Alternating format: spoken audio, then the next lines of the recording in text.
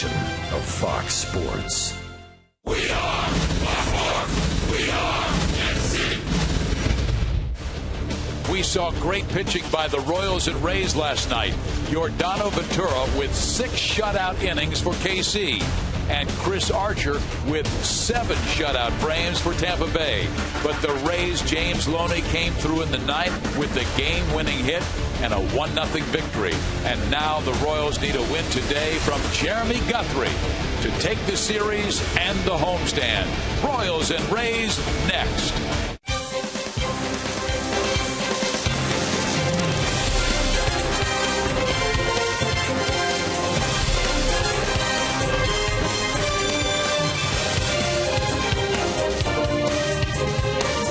Coming to the K on a beautiful afternoon in Kansas City. It's the final game of this homestand with the Rays and the Royals.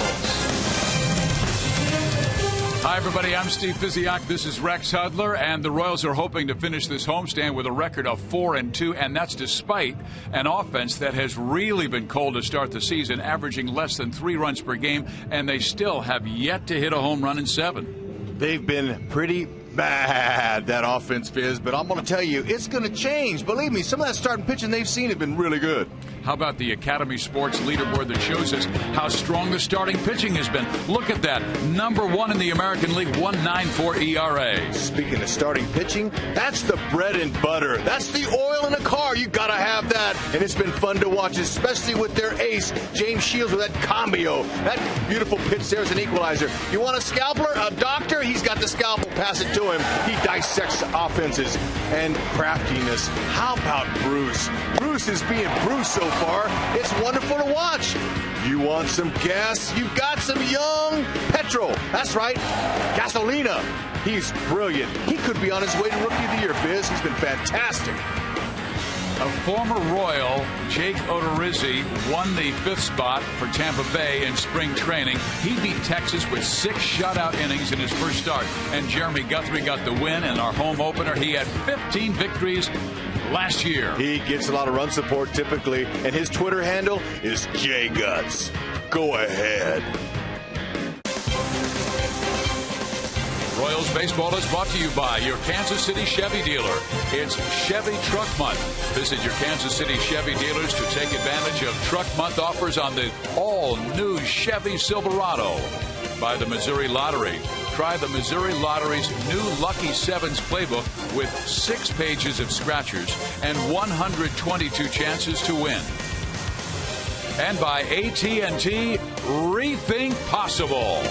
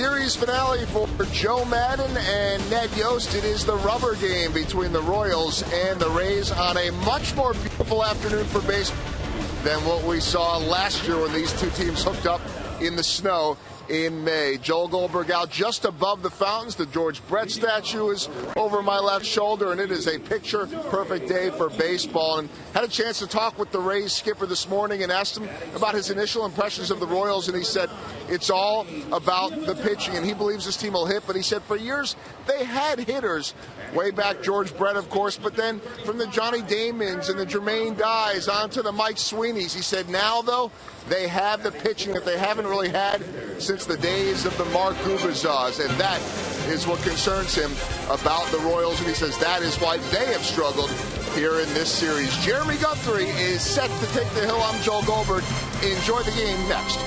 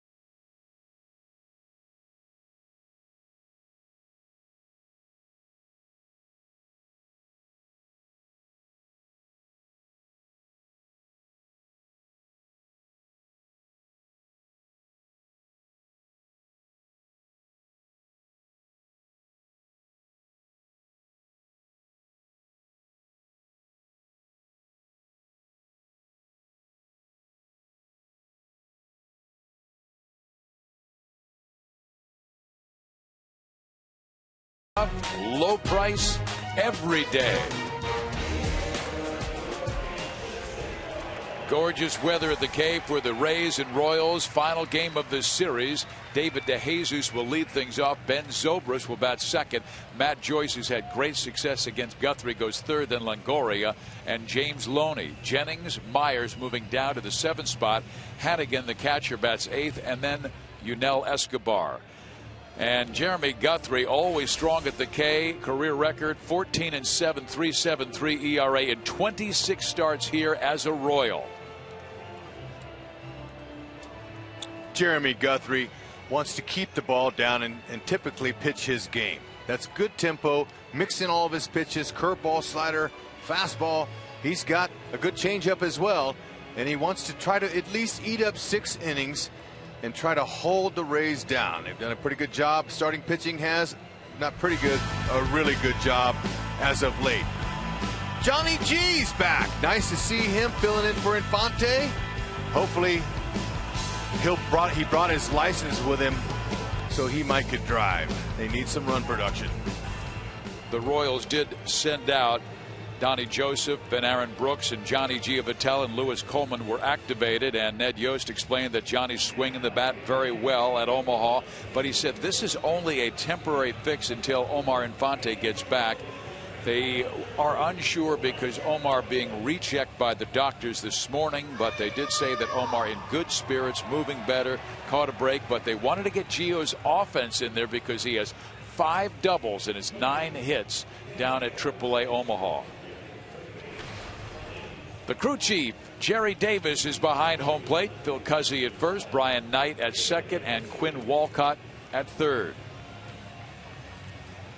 Well, we have seen great pitching in the first two games of this series. The Royals won on Monday 4-2 and lost last night 1-0. Archer and Ventura both received no decisions, but both outstanding. James Loney with that game-winning hit in the ninth. Former Royal David DeJesus with the team from 2003 through 2010, and Guthrie deals to him strike one.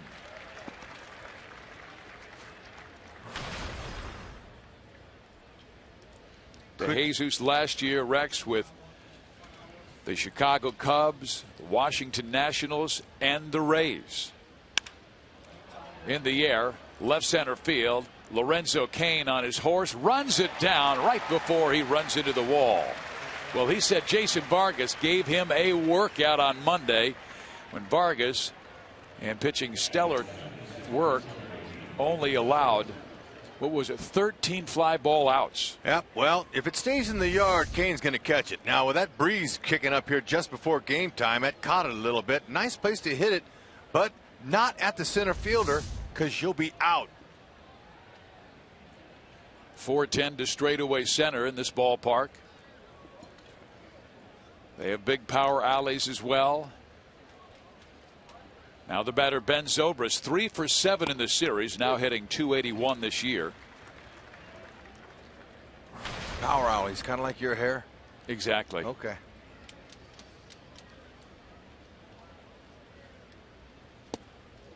A swing and a miss, and the hitters 2, 3, and 4 are really strong against Guthrie. And Ben Zobrist, you see his numbers, 342, but he has struck out 7 times, and Jeremy has him down 0-2. Escobar backhands. 2 outs.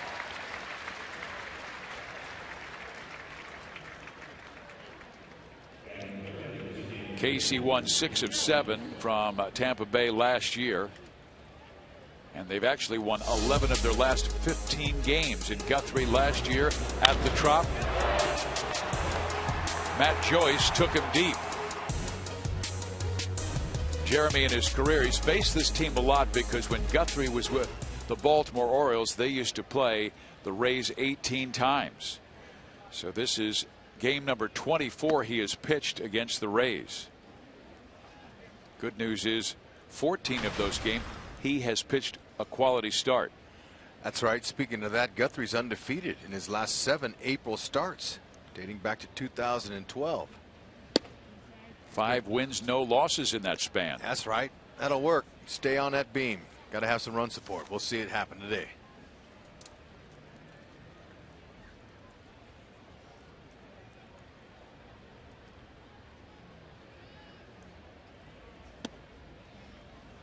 Guthrie working Joyce carefully, has fallen behind 3 balls and no strikes.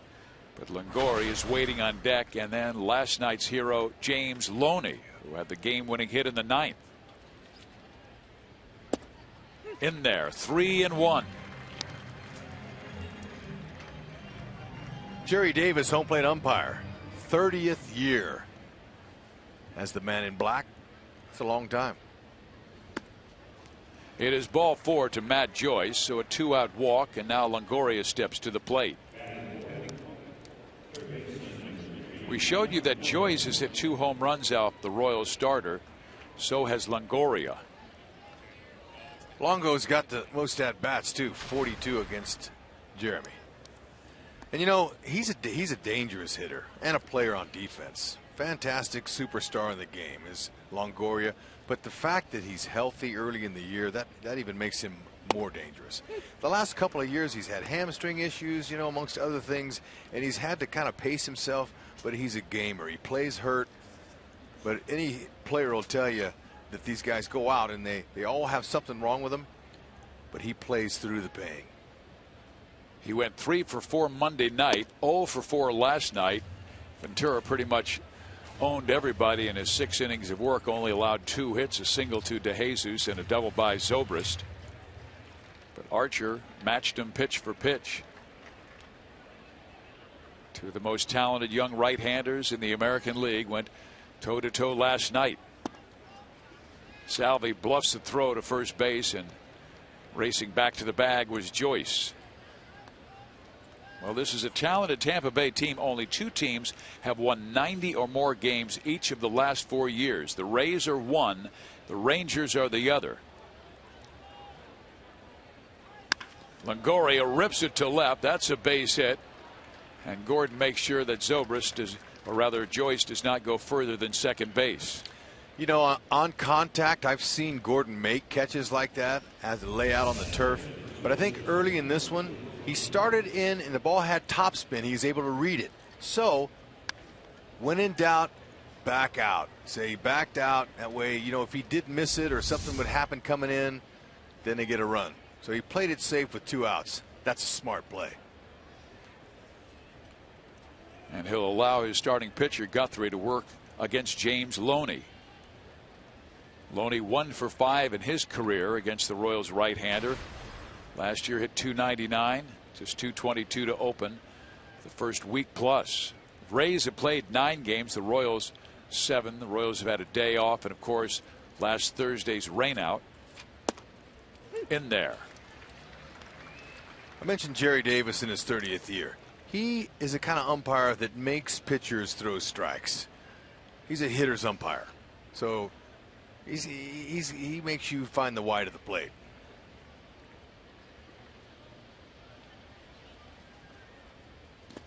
And Jerry had to make the call at first base when Will Myers was safe, beating out the infield hit. Then 2 wild pitches allowed the runner to get into scoring position, and then Loney did this. Yeah, nice easy swing if you look at that. He wasn't trying to do too much. He knew all they needed was to get a run across, and against the dangerous Holland, he just guided that thing in there. First time Greg Holland has thrown 2 wild pitches in the 9th inning ever. Loney takes low, 2-1. After getting 2 quick outs on just 5 pitches, Guthrie kind of trying to work through this one.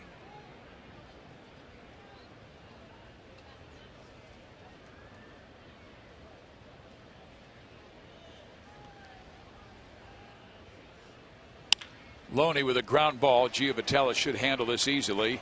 It's a high throw, but Eric Hosmer is 6'4" and comes back on the bag, and that will do it for the Rays in their half of the first. Royals coming up.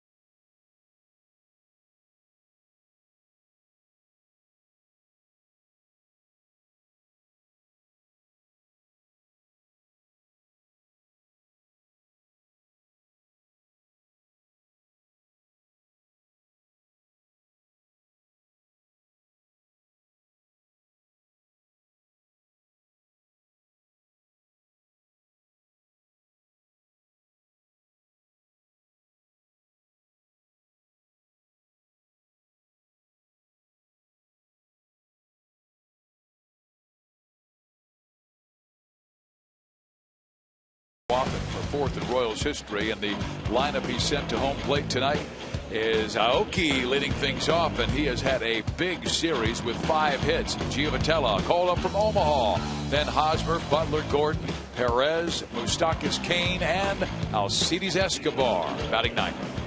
On the hill, former Royal, now 24-year-old Jake Odorizzi, and he won the 5 spot in spring. And he's coming off his first career win against the Rangers last Friday. Went 6 innings and set a new career high for him. And what his former teammates, some of them anyway, are going to be seeing is a 4 and 2 seam fastball. He sinks his fastball on the 2-seamer. He can reach maybe some 94, but he's more comfortable in the low 90s. Nice curveball, a slider that he'll show. And he's got a new developed changeup that he learned from Alex Cobb in spring training that's been working nicely for him. Kind of that split change, that Vulcan change they call it. That's right. The 0-1 pitch to Aoki, and he takes outside. Norrie 9 for 16 on this homestand, now hitting .360. Well, he's really showing the home crowd here at the K that he can hit that ball to the opposite field, and the defense knows that. They're all swung over in the outfield, playing him to the opposite side. You see him way over. Great star in Japan, one of only 4 players to amass 200 or more hits in a single season in Japan. Swings and misses here, and it is 2 balls and 2 strikes. And Norrie, we told you all along he's been a tough man to strike out. Last year only 40 strikeouts for the Milwaukee Brewers. And he taps it back to Jake, who will throw him out.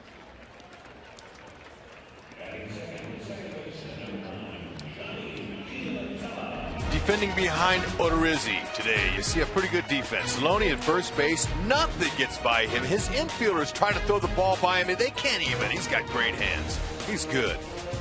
They were good last year, too. Longoria, excellent. Zobrist, he can do anything. I'm sure he'd sell popcorn if they'd let him. He's got skills. Now Johnny Giavotella, the 26-year-old, a Royals second-round pick in 2008 out of the University of New Orleans, and he'll take a strike. He's from the community Metairie in New Orleans. That little 2-seam running fastball there, it starts on the outer half, comes into righties. Maybe an inch. Jake and Johnny played together a couple of seasons ago. He rolls one to short. Escobar bobbles, has time, and gets Gio at first base.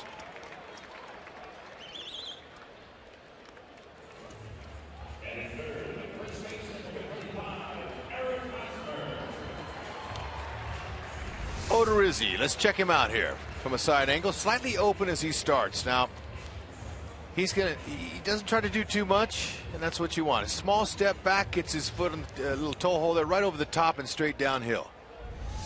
Doesn't try to do too much, not pulling off at all. He's going right to the target.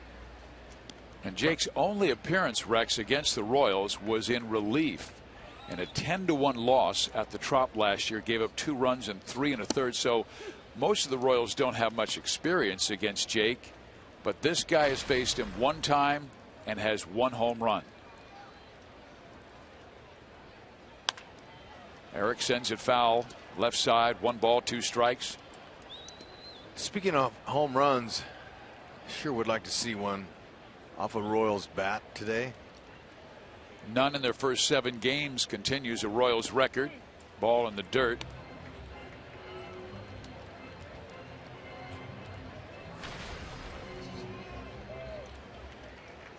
Eric was a slow starter last year. First 2 months really quiet, only hit 1 home run first 2 months, and then 16 after that. Jake strikes him out.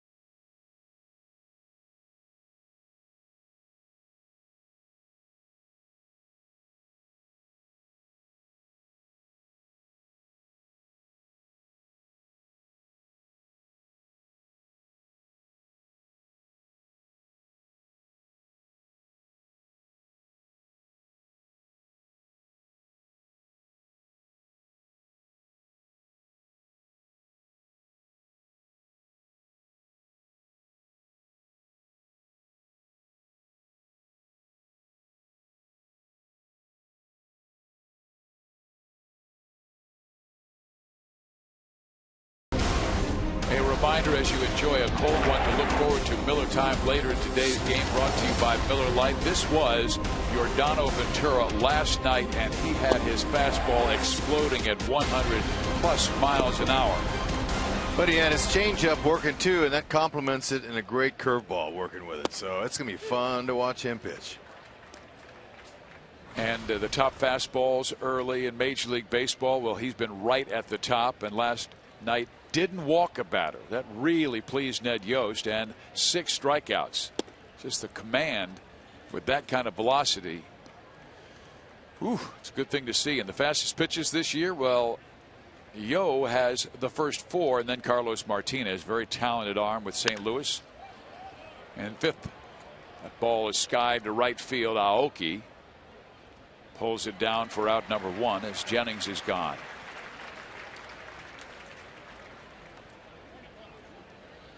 Yeah, I talked to a few of the Rays hitters before the game this morning in their clubhouse, and asked them about what they saw, and they said, you know, we really didn't see a lot because he threw it so hard we could barely see it. And he said, you know, you could see the breaking ball. It had a really tight delivery, but by the time he swung it, the depth was so good. You know, we're not looking forward to seeing this guy anymore. And he's early. I mean, that's bad news for the Rays hitters and the rest of the league. This guy is early, and he's not going anywhere. We're here as Will Myers came up with the Royals. As a matter of fact, a couple of years ago, the Futures game, Will played in that game with a couple of other Royals at the time. And Myers comes through with his first base hit that made the outfield. 2012 here at the K, Will Myers in the left, Yordano Ventura. He looks like their little brother. He was so skinny, and when he was signed, he was only 140 pounds. And of course, Jake Odorizzi, who is the starting pitcher for Tampa Bay today. Just it wows me that a kid 180 pounds can get that kind of velocity. He's blessed physically. You think of big guys like Nolan Ryan and Roger Clemens, and their big fastballs. Oh, you know, like I said, Randy Johnson, 6'10". Some people are born with special tools. And he's got the package. He's worked at it, worked hard, and he's got a golden arm. You gotta love that, and you gotta love the scouting for picking him up, finding him out of the Dominican Republic. Here's the catcher Ryan Hannigan. Last year with the Reds, only hit 198. But he is a career .262 hitter in his big league career, most of that time with the Reds. Now 33 years of age, out of Washington, D.C. He has a good eye. One of those rare big leaguers that had more walks than strikeouts last year.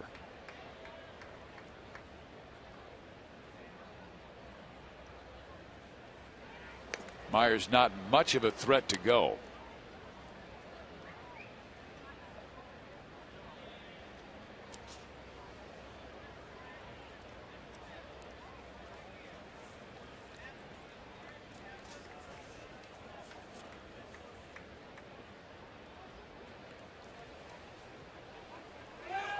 Myers does go, and the ball hit in the air, shallow left center. Escobar makes a basket catch. The throw to first a little offline. Oh my, what a play by Escobar, who juggled it, racing out in shallow left center. The only way you make that play as a shortstop is if you turn and run and don't even look for it. Watch Escobar. The ball is hit. It's a hit and run. Look at him. He turns and runs, takes his eye off the ball, looks once, looks twice. Took a straight line to it, landed in the palm of his glove, and then it popped out and has the soft enough hands to catch it on the rebound. Ooh, man, was that nice. And then had his throw been accurate, he would have doubled him up. That is a Gold Glove play. Well, he has been outstanding in the season's first 8 games.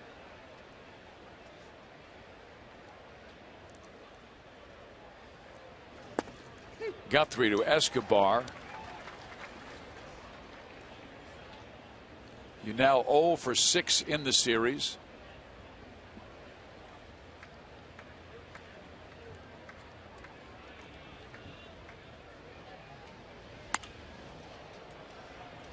That should hang up for Lorenzo Cain, who trots in, makes the catch. Guthrie 2 shutout innings. Time for the Royals and Billy Butler when we come back. Oh my, pitching and defense, and it works, especially with that Royal D.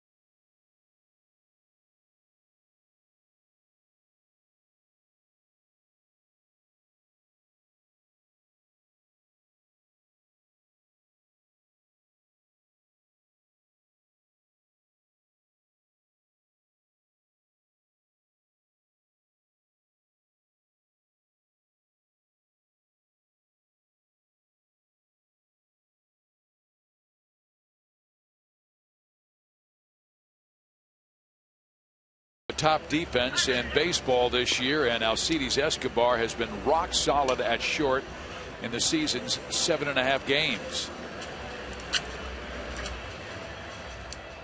Made a marvelous catch to rob Ryan Hennigan of a base hit in the second, and stifling a would-be Ray Raleigh. Now Billy Butler comes up, and that wind is roaring out to left. Maybe if Billy can take one, get the back underside, get it up into the wind, the jet stream, and let her fly. Little back underside, Viz? That's my old friend Rex Hudler used to say that. Yeah, you We've look been together, what, 15 years about? But you know what, though? When that happens, you get some backspin. The ball catches the air pockets, and it rises, it lifts, and a hitter can see that change gears right about over the pitcher's head. It's a beautiful feel and a great sight to see that ball just take off and you just see it just shoots. Oh, that's a beautiful thing, Fizz. Now, I only hit 56 in my career, and 55 of them were accidents, but a couple of those took off. It was beautiful. You told me you'd love to see it when the ball would get small. Oh, baby. The fan would catch it, the seats beyond. Billy with a 2-1 count. Takes a good rip, fouled it straight back. He was on that pitch. Here's a guy with great hand-eye coordination. Yep, you know, you just can't miss those. Ooh, that was it. And he did. Right down the middle and elevated on a tee. Ready to change gears for him. These were the pitches they were crushing in spring training, but they haven't yet. But as Pedro Grifol reminded us, you never know when an individual or a team is going to go into a slump, but it is always magnified when it's at the beginning of a season. Billy rolls it to second base. Zobrist bobbles the baseball, and Butler's going to be safe. The Rays went into Sunday's game as the only team without an error, but they've made 3 in this series. Okay, he was playing him way to pull, and the ball just ate him up, looks like. No, you know what? Ball didn't eat him up. His glove betrayed him. Yeah, there's times where you'll have to have a little powwow with your glove. That's just a miss. So what you're saying is never accept the responsibility yourself. always find someone to blame, in this case the glove? Always. It's the glove's fault.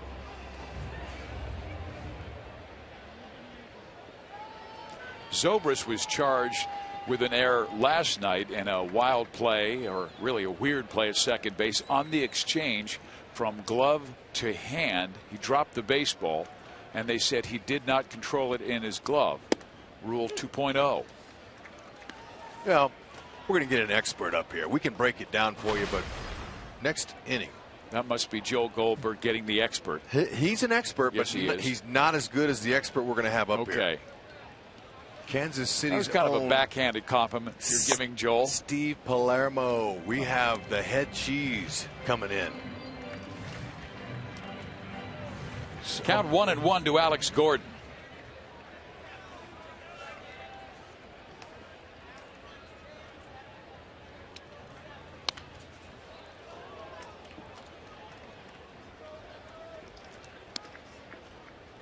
The Royals took no outside hitting today. They all hit inside, loosen up a little bit. That's a good idea. Sometimes it's good to just shut it down, come out, see it and hit it.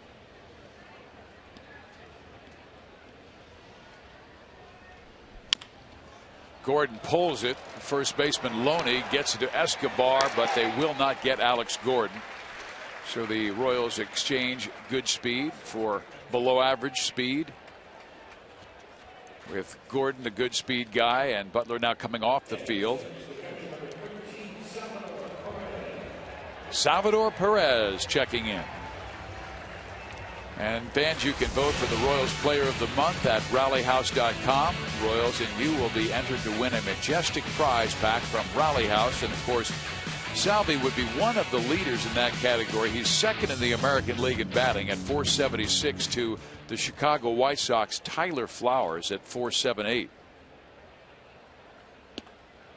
I know who the Player of the Month was in March. James Shields. He had that one game? Yeah, one game, the 31st of March, and he dealt. He was the Royals guy.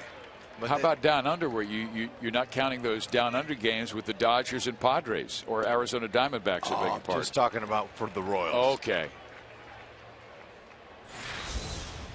And Salvador leading the league in on-base percentage. We told you he has been doing a much better job with a two-strike approach, says Ned Yost. But talking to Joe Madden, he said there are going to be a lot of teams that pitch around Salvador because they know of his potential. And he has shown a good eye here with a 3-0 count against Jake Odorizzi. Salvi with 7 walks on this homestand already. In the air right side as the Royals green lighted him, and Myers will not be able to reach it as it finds the seats for a 3-1 count. Not really a good 3-0 pitch to swing at. It's got to be right there. It's got to be your pitch. It's got to be a home run pitch. And Moose, that was too far away? It was too far out. That would have been a pop-up and possibly taken him out of an inning. Moose got a base hit last night on deck. He's hot. Let the next guy do it. That's it. A little bit low, ball 4. So 2-1. The Royals have their first runner in scoring position, and Alex Gordon. And here is Mike Moustakas. And there was a great scene at first base in last night's 9th inning when Moose finally ended a long slump. He had gone 0 for 21 and then rolled a base hit just by Zobrist at second base, got to first base and wiped his brow as if to say, whew, finally ended the offer.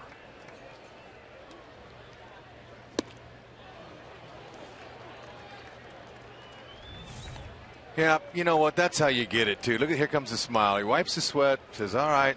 And smiled. Yeah, and there it is, and gave the Moose antlers. That's beautiful. Let's see if we can see something more beautiful again. Ned Yost was telling us before the ball game he's not worried at all about Moose because his batting practices have been great. Unfortunately, he said he wanted so badly to get off to a good start, Got off to a bad one and now trying to fight through that.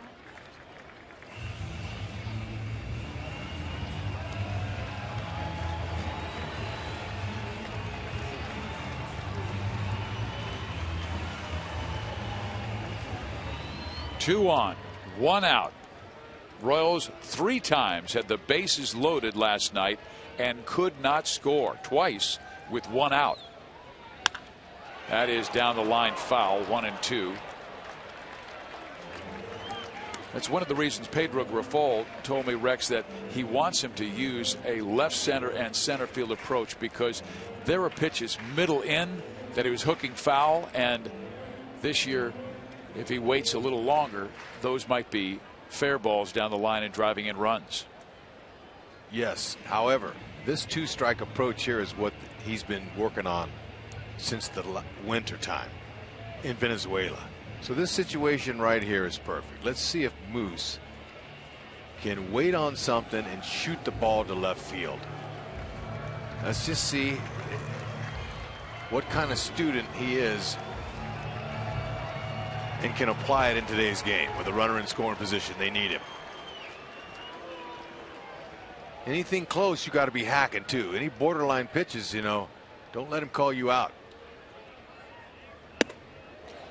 He came in with that fastball. The count is even at 2 balls and 2 strikes. Remember, you're talking about Alex Cobb, the starting pitcher, teaching Jake Odorizzi the new changeup. That's right. 3 of his 4 strikeouts came on that changeup in his first start. And there it was there. Took a little something off, kept it down. That was well located.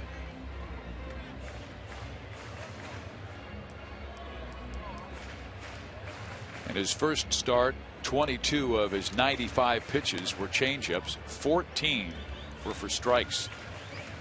And to be able to command that pitch so quickly after just learning the new grip with the changeup in spring training, pretty impressive.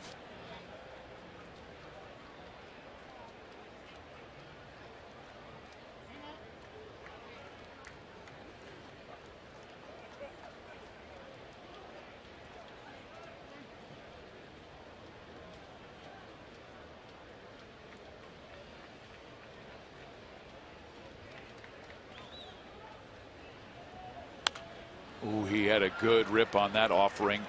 It stays 2 balls and 2 strikes. Royals have not scored since the 6th inning on Monday, when Escobar cleared the bases with a double down the line. It has been 12 innings. Moose is seeing many more pitches per at bat than he did last season when he was struggling early. He looks a lot better. He just had a little bit of misfortune, and the longer you stay in there fouling pitches off, the more confidence you gain, and you wait for the cookie. Even though he's still down in the count, or it's even count, he's not going to give in to him.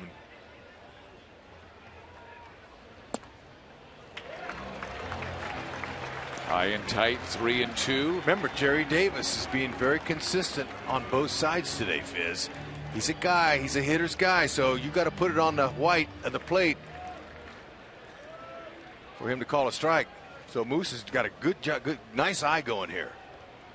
Seeing a lot of Odorizzi's pitches.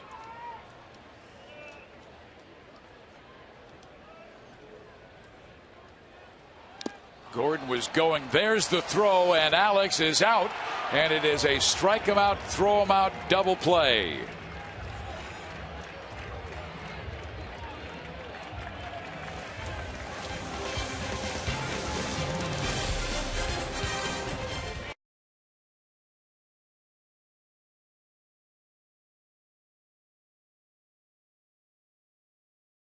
On the bag, and we may have a replay look at this. You know, in order to steal that base, you got to make it a lot closer than that. You got to know for sure that you can get a jump. I'm not so sure that Alex got a great walking lead in the jump there, but let's see what happens. They're going to replay it. Well, apparently Don Wakamatsu said let's go ahead and take a look at it. That the replays show that Gordon may have been there in time, and our replays will check that as well. Moustakas did strike out, and they said Gordon was thrown out. Okay, let's see. Gordon with a lot of momentum coming forward. Looks like he might have got his hand under there. And this is what's great, Rex, is that the fans now get to see the review on the scoreboard, and they're all cheering, believing that Alex Gordon is safe with the steal. It would be the Royals' 8th this season, and they led the American League last year in stolen bases. We need Steve Palermo now. We're going to have him next half. We need him now because he needs to explain this whole process, even though we've been trying to do it. There's no better than him. Well, there's so many issues with that challenge when you consider, Rex, so many plays that could be reviewed that really will be difficult to review.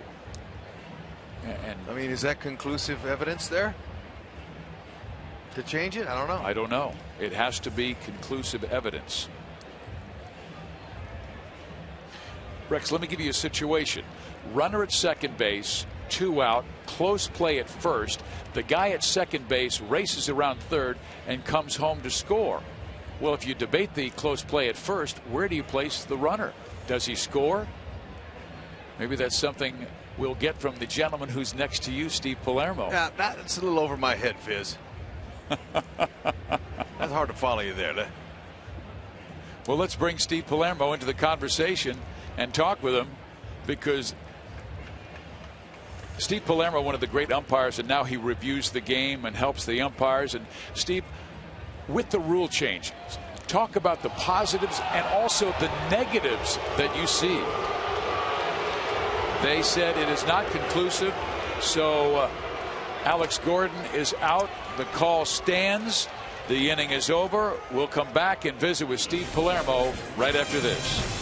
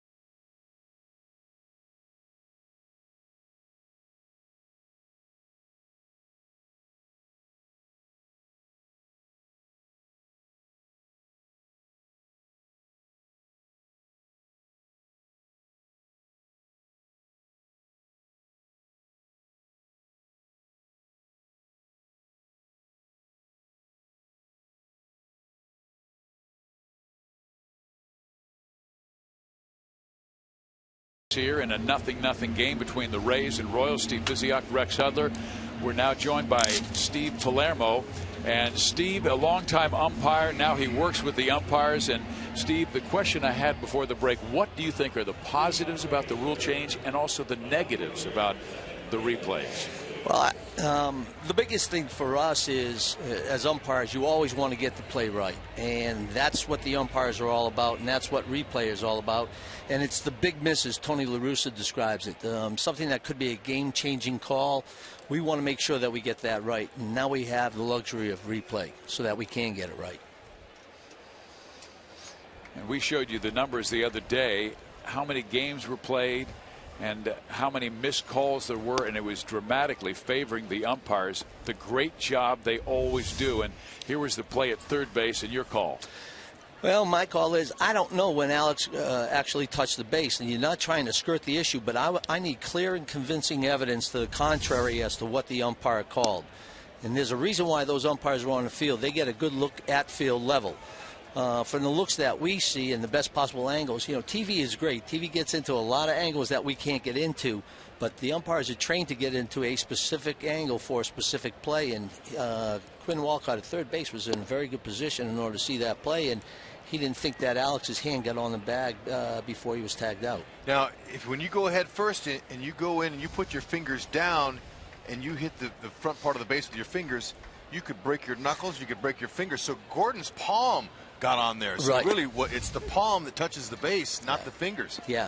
And that's what it looked like. It looked like, as you said, Rex, if he could have got the top of the base with his fingertips, it might have been a different story. But his hand kind of dragged along the ground, and then it was his palm that actually touched third base. Yeah, but you're trained as a player. You can't go in straight with your fingers, man. You'll be in trouble. You got to have your hands as a ball player.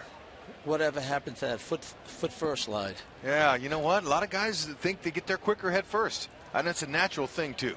So. It's that body leaning forward.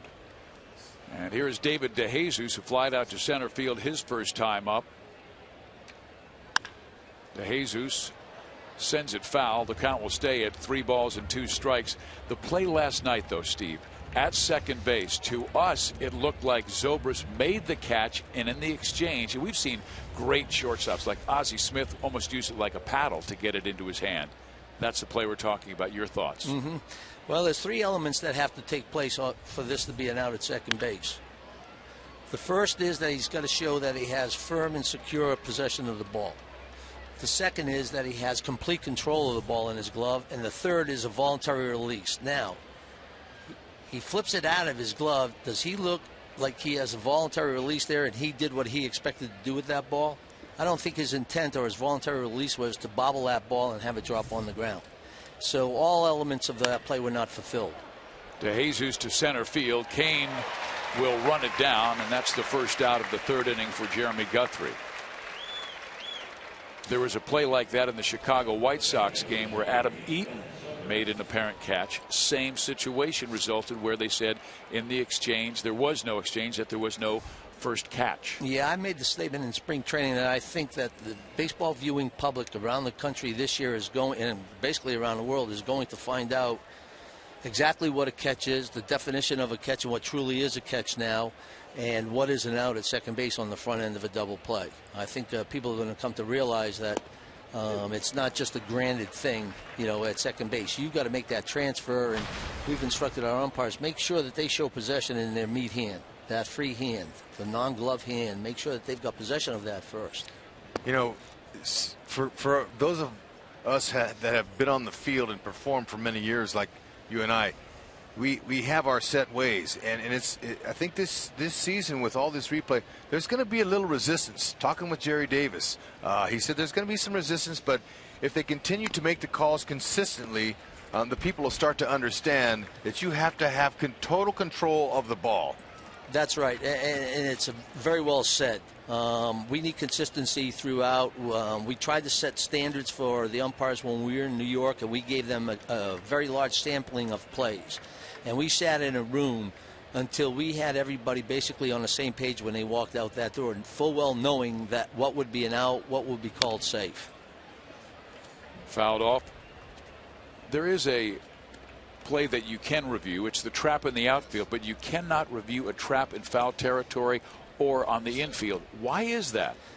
Well, they just feel the distance factor, where umpires are situated closer to the infield, and now you're asking, an umpire to see from about 190 feet away a guy making a diving catch, or did it skim off the grass and into his glove? And we saw some that you just couldn't tell on TV replay, and every play that, or every call that an umpire makes, basically he's staking his reputation, and it feels like you're staking your life on it. And players are trained to sell that. Oh yeah. I mean, I used to try to trick the umpire all the time. I'm going to catch it on the ground, little trap, and pull it right up right away and make it appear that was a clean catch. You're still in my notebook, Rex. You're one of those guys I got written down, a little trickster, and I've got a little asterisk right next to your name. Thank goodness you and I are both out of it now. But it sure was fun during the time. But how about Guthrie picking up a nice strikeout there?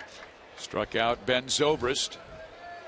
I hope balls and strikes are never reviewed. because we expect umpires to be perfect, but pitchers and catchers and fielders and hitters not to be perfect. And I always say, how many times does a pitcher make a mistake and the hitter foul it off? Right.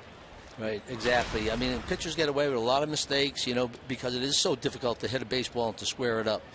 And umpires, they don't have that luxury. And, you know, for the most part, they've got a very, very high percentage of pitches that they call correct behind the plate. I think our league-wide average last year was over 96%, 97%. So it's a very, very high percentage. And the guys have really been dedicated to this and have given us great effort as far as maintaining a consistent strike zone. Guthrie goes upstairs to Joyce after getting him down 0-2 in the count. There's another play that happened last night that we'd like for you to take a look at too. But however, with 2 strikes, it's hard to go into detail when we got to go. Because as soon as you start talking with 2 strikes and 2 outs, the next pitch is swung on and lined at somebody, and that's the inning. It always happens that way. How many years, though, do you think it will take to make sure we smooth out the process? Well, I think John Sherholz was right when he said it'll take about 3 years to tweak this entire system. They're going to take a look and review everything. As a matter of fact, we're reviewing things as they go. We've got so many people that are taking a look at all the replays in New York. We're pulling those replays. If they become what we think is a trend where it's a problem replay or a replay needs to be dedicated toward that, there'll be tweaks involved. Joyce hits the ball in the gap. It will drop for a single, and so Matt is on, and Evan Longoria will have a chance. Hey, let's go to the play now since we got a little more time. Let's check out this Gordon great Gold Glove catch on the wall. Madden came out later and argued it, or didn't argue it, just talked about it. Okay, he has the ball. Okay, it's clean. Now he's got firm and secure possession. He's got complete control. What about this? Now right here he gets mad and flips it out, but he has demonstrated that he has total control of this. And he reached in his glove and just kind of flipped it out haphazardly, and he wanted to do that. He didn't care whether he had it in his hand or not because he knew that he had secured it. So the umpire judges that to be a catch, and rightfully so. And I think Joe is trying to, and I'm not trying to put words in his mouth, but he might be trying to get at something like is there a certain time limit? How long do you have to hold the ball for? And again, it's umpire's judgment. And on that play, Gordon demonstrated that he did have secure possession and that he did have control. So, I mean, common sense has to be involved in this also. If you want to go just by strictly the letter of the law, these games, we would have everything under replay. Okay, let's change the subject quickly. Longoria gets hit in the back. Longo just wore one. Mm-hmm. Okay, back in the day, before the presidents came in and started issuing fines for guys and warnings and all that, you would typically see that, and then the next inning, you might expect their pitcher to pick out a rib on one of the Royals guys, and then you wouldn't say anything, would you? You just let it go, and then the guys police themselves. Okay, we're even now. Yeah, you know, as long as a guy does it, you know, quote unquote, the right way, where he's going belt and below, and they hit him in the backside, hit him in the thigh. But unfortunately now, a lot of players take liberties where they go up around the head area. And you can't do that. If your guy gets hit and you want to protect your team, there's a certain code of conduct that you have to carry out. And it's not, excuse me, it's not to be thrown at people's heads. When you start playing in that danger area, and it is a highly dangerous situation when you throw at somebody's head, yeah, there are going to be there's definitely going to be some kind of consequence to that. Steve, I remember a situation in Anaheim. Chuck Finley was the pitcher, and on the opposing team, Baltimore's Ben McDonald, after giving up a home run, came up and in at the head of Garrett Anderson, who got out of the way, but both benches cleared, no punches were thrown. Chuck Finley was outside the circle just kind of staring at the dugout, and he comes out. No benches have been warned, and the first batter he faces, he drills in the buttocks and looks in the dugout and screams at them. That's where you hit him. And the umpire did nothing. He said, okay, it's over. That's right. And I thought that was policed very well. It was. And we left it up to the players. We allowed them to do it. But unfortunately now they're going way above the belt and up around the head area. James Loney flies out to left. Guthrie, 3 shutout innings. We'll be back with more of Steve Palermo after this. Kansas.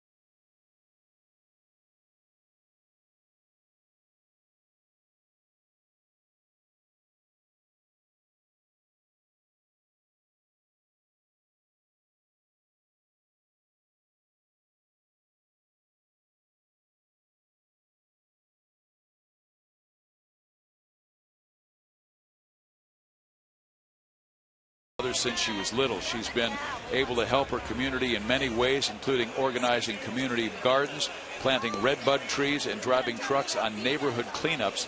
An animal lover, Cree has also devoted countless hours to rescuing animals and finding them loving homes. Here at Kauffman Stadium, Steve Physiok, Rex Hudler, along with the supervisor of Major League Baseball umpires, and that is Steve Palermo. Steve, thank you very much for joining us. We've been talking about the rule changes, about instant replay, and we did talk about the positives, but about the negatives that you think still need to be worked out. Well, I think there's that communication aspect with New York. I know that there's a lot of wiring that was put in, and we've had pretty good communication. There are some tweaks. We talked about it today on a conference call. Joe Torre, Tony La Russa, and John Sherholz are on the committee that is overseeing this, and they're documenting everything. And really, there is no playbook that is written. There's no guide as to how do you institute instant replay in baseball. Just drop it out of the sky. And these baseball gentlemen, have done a terrific job trying to predict, if you will, all different scenarios that could possibly happen, and to have replay all over it. Lorenzo Cain with a foul ball down the right field line and a 1-1 count. Steve, explain this right here, the control room in New York, and how umpiring crews are actually in there. Guys that are on the field, they rotate in New York. Yeah, that's the Rock, the replay command center, and I call it Best Buy on steroids. You take a look at this thing, and it's just it's incredible. All the TVs, they've got all these different pods. As a matter of fact, I'm going back in next week. I've got 3 days of replay duty, and get to see it firsthand up and running during the season.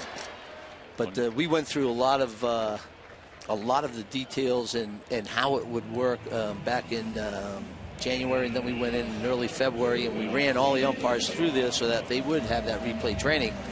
So everybody's pretty well versed with it, and of course we have crews in there now, and they rotate in and out every week. So it's very well staffed. It's run by Justin Clem, who's been around baseball a long time, and he is the director of replay, and he's done a terrific job with putting a staff together with our technicians there that really have a good understanding of what we need. Escobar gets the first base hit for the Royals, and he now has a 4-game hit streak, 5 hits after an 0-for-16 start. And just to give you an idea how successful the managers or the umpires have been, here are the numbers from last year, Steve. 2013 missed call summary. There were a total of 2,431 games and only 377 missed calls. That's 1 every 6.5 games. And that tells you how great your umpires are. Yeah, these guys are pretty good. And what I told them is just get the machine out of your head and just go out and umpire, because you are that good. And all replay is going to do is just affirm, the good work that you do on the field. Aoki pops it up. Shallow center, and Desmond Jennings. Quickly, while we got 2 outs, so this might be hard. The game has changed, obviously, and so has umpiring drastically. Back when I played, they had National League umpires, American League umpires. Now, whenever that union was dissolved and Major League Baseball made them all one, they were under a Quest Tech type system. They started really watching these guys. Is this? They're used to being critiqued. But this is more open now. Now they're showing replays on the board. The fans really get a chance. Is it more pressure on them now, or was it before? I don't think that you can put any more pressure on them than they put on themselves. They know that their objective is to get everything right, and there's a great deal of pressure, and they realize that every time they take the field. And I think that if you've done this job long enough, you walk out with that self-imposed pressure on you to be absolutely perfect on everything that you do. And I know that that's their demeanor when they take the field. That's their intent when they take the field. So if something does get overturned, okay, you know what? As soon as the play happens, I know that I missed that play. And when I go in, I take a look at the replay because I want to know where I was standing, my mechanics, my timing, a host of things to see what I did wrong so that I will never do that again. I won't commit that same mistake. And, it's just like a player. He pulls off on the ball real quick on his swing and says, I'm not doing that anymore. And he'll go into the cage and bangs away and bangs away and bangs away and ensures that he's going to keep that hip from flying open. Well, that's the same thing with an umpire, to where he makes sure he doesn't go too deep and gets a poor angle on a play, whether it be at first, second, third base, wherever it may happen. Escobar got picked off. Second time in this series, a Ray has picked off a Royal, and Esky is out. Number 3. We head to the 4th inning of play. Royals and Rays scoreless.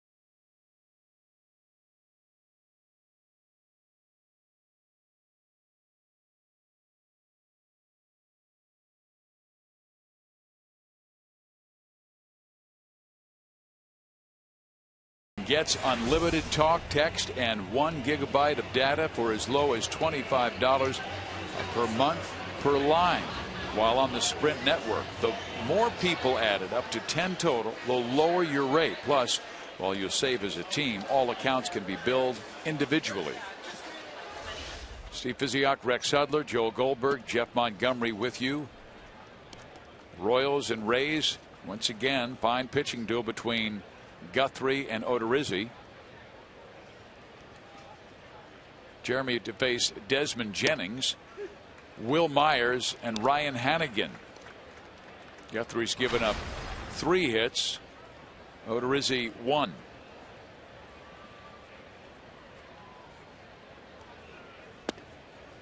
Down low.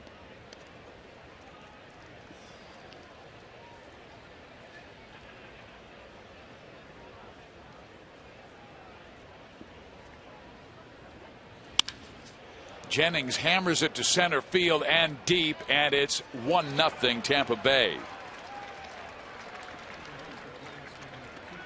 That's why Jennings spends so much time in the weight room, so he can get something up and he can drive it out of the yard, even here at the K.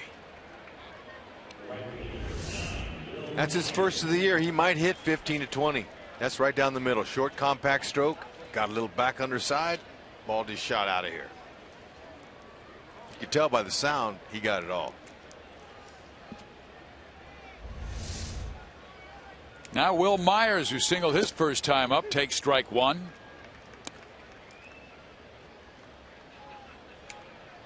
Royals' lack of offense, though, has put so much pressure on the pitching staff to be absolutely perfect.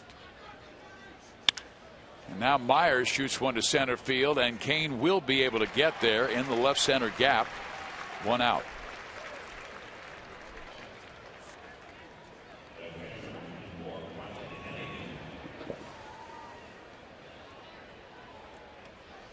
In AAA news, Omaha lost 9-4 last night, but Brian Fletcher, the son of an old friend of yours, Scott Fletcher, who caught in the big leagues for 15 years, had a couple of hits and hitting .438.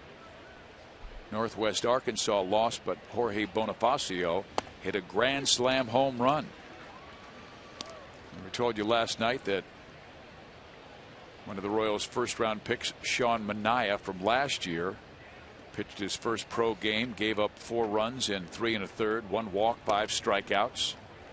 Bubba Starling hit his first home run in that game, and Raul Mondesi had a couple of hits. Fizz, today the Storm Chasers won 20-3. Wow. Little update. You got any numbers? Who had the big games? No, but stand by. We will keep you posted on that. You know what? Could you recall some of those runs from Omaha for the big league club? You know, it's We've here. scored 20 runs the entire season. I know it's here, but it's just not working at the moment. And this was the team that led the American League in batting during spring training. They also hit a lot of home runs, but it just seems like the balls that are there for them, they're fouling off, and they square it up in spring training. As we said, it's always magnified in April. And that ball popped up on the infield. Hosmer, 2 outs. Joel, you've got the update on the Storm Chasers. Well, when you get 20 runs, Fizz, there's a pretty good chance someone had a day, as HUD might say. Brett Eibner, the outfielder who told me during spring training he's finally healthy, feeling good. Well, he certainly looked good today. 5 for 5, a double, 2 homers, 9 RBIs. Yeah, I'd say that's a day. Now, Fizz, are you saying if they take all the Omaha guys and put them here, they'll put up 20? I'm just saying, recall some of those numbers. They've been recalling guys like Johnny Giavotella. You just want the numbers. Exactly. Get those runs here. 20 runs in 7 games, 7 plus this one.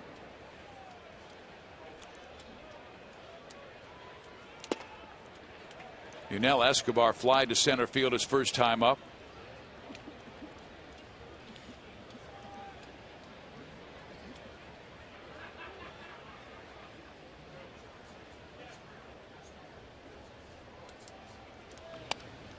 Escobar with an emergency swing fouls it off. A ball and 2 strikes. 1-0 on Jennings' 4th inning home run to lead off this frame. Royals will have the middle of their order coming up in the bottom half of the inning. Johnny Giavotella, Eric Hosmer, and Billy Butler. Just low. Guthrie dropped down a bit in his arm angle.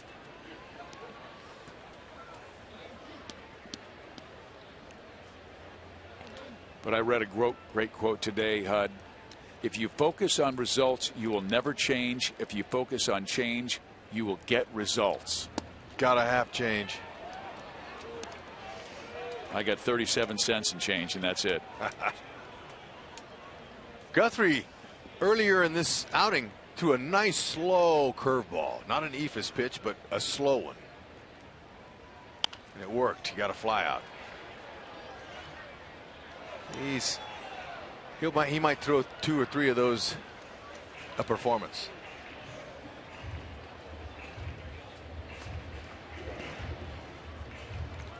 Jeremy Cleveland's #1 pick in 2002 out of Stanford, released, signed by Baltimore, and became their #1 starter.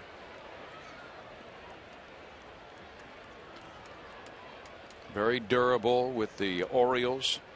He had at least 29 or more starts in 5 of the last 6 years there, over 200 innings, 3 seasons, and of course last year went 211 2/3 innings, one of 3 Royal starters to get over 200 innings.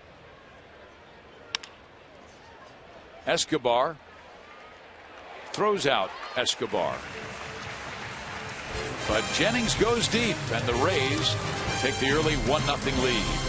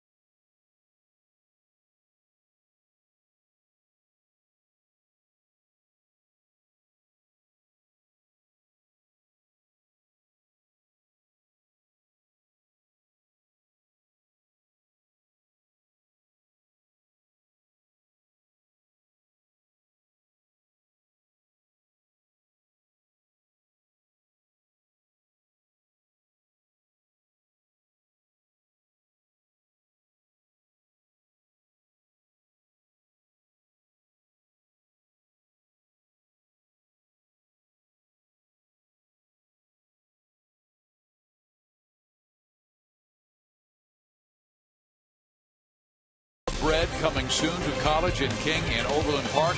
Come in and check out our new menu items today. And by your Midwest Ford dealer. Visit us at yourmidwestforddealers.com.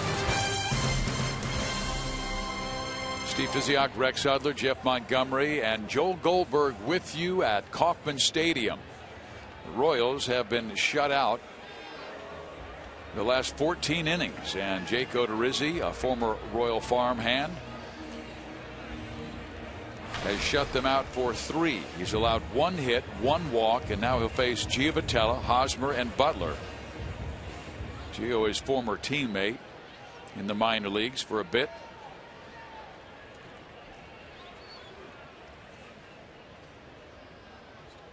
Johnny was hot down in Omaha, started the year 7 for 19 with 5 doubles. We remember his debut last year against the Minnesota Twins when he came up. His 2013 debut and had 3 hits in that game against Minnesota. Very key guy in the Royals' victory.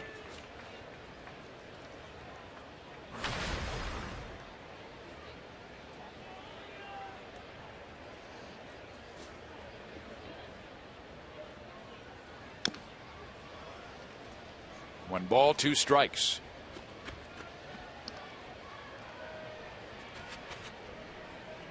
You know, last season the Royals averaged right at 4 runs a game, and they didn't have their best season.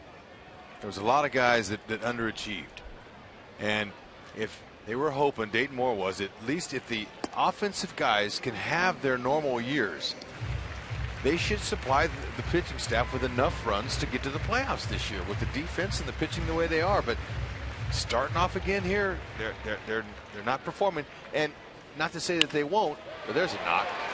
Johnny Giovitella gets the second base hit for Kansas City. That's a good start. Leadoff single with Hosmer, Butler, and Gordon coming up.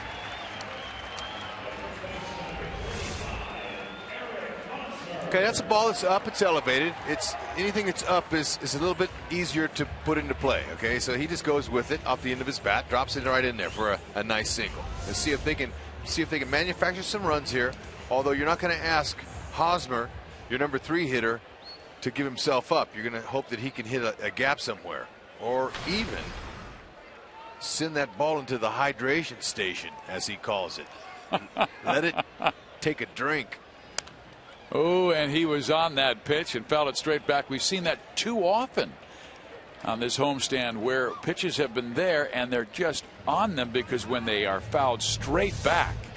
Yeah, you see where Hennigan is. Hennigan is down low, but that's a mistake. Those are just the pitches that, like you said, they've been missing. Now facing Verlander, Scherzer, Chris Sale, even Archer. I'll put him in there.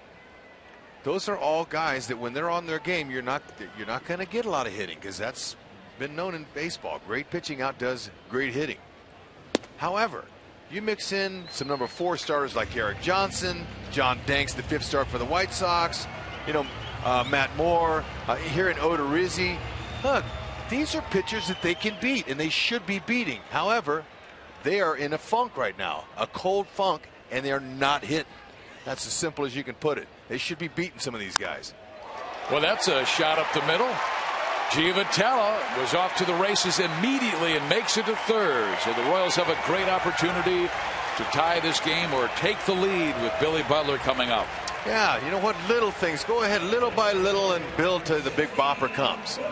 And that was a good read by Giovitella. Ball's not hit hard. Okay, hits it off the end of his bat. He cued it. So a hitter can read that. Gets caught up in the grass. Jennings, the center fielder's got to come in a long way. That's a no-brainer. 1st to 3rd, nobody out. Just find a way to get the run home.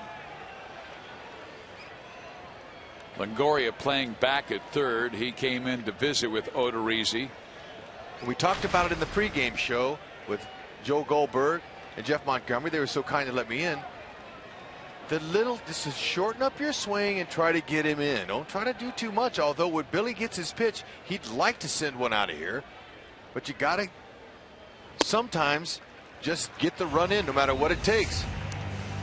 Okay, here it is. You see that? He's kind of funky how he straightens that leg out, but he's really got good balance. Balance is there, but he stayed with it off the end and cued it.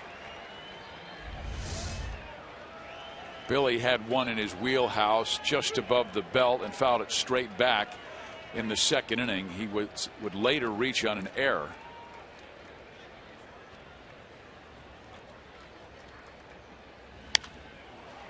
Another pitch that he usually handles but does not.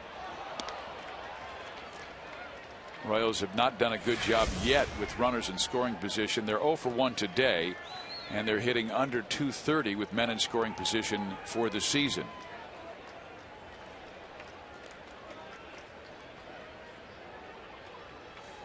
Last year they scored 648 runs, which was down from 676 in 2012, but they added Aoki, added Infante, and they will settle in.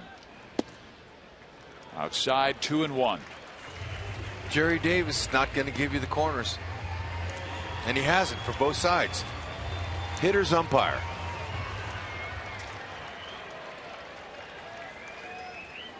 Two and one, make him come to you. Stay in the middle of the field, keep your hands in. Don't roll over into a double play, which Billy's been doing a lot of this year early. Get one airborne. He pulls that one to third. Longoria has to go across the diamond. Giavotella scores the tying run, and Hosmer advances to second base. It's not what Billy wanted to do, but he does get the RBI and gets the game tied. Okay, whatever it takes to get the run home.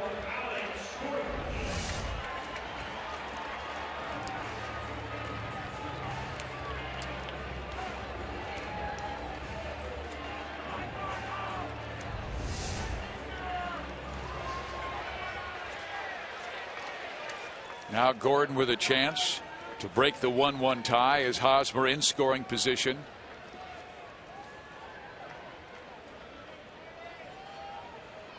That wind is roaring out towards left at 25 miles an hour. Ball one to Alex Gordon. A pair of singles and a ground out have led to the Royals' run in this inning, and that ends a 14-inning stretch without scoring at all.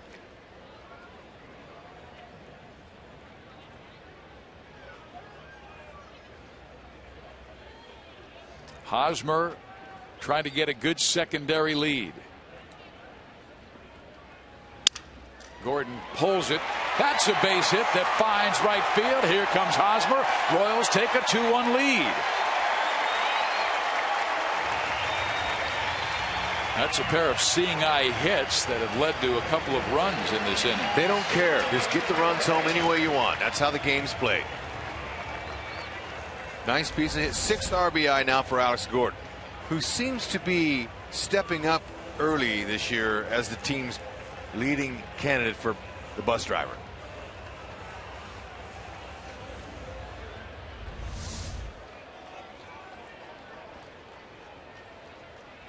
Now Salvador Perez. He walked his first time and takes ball one.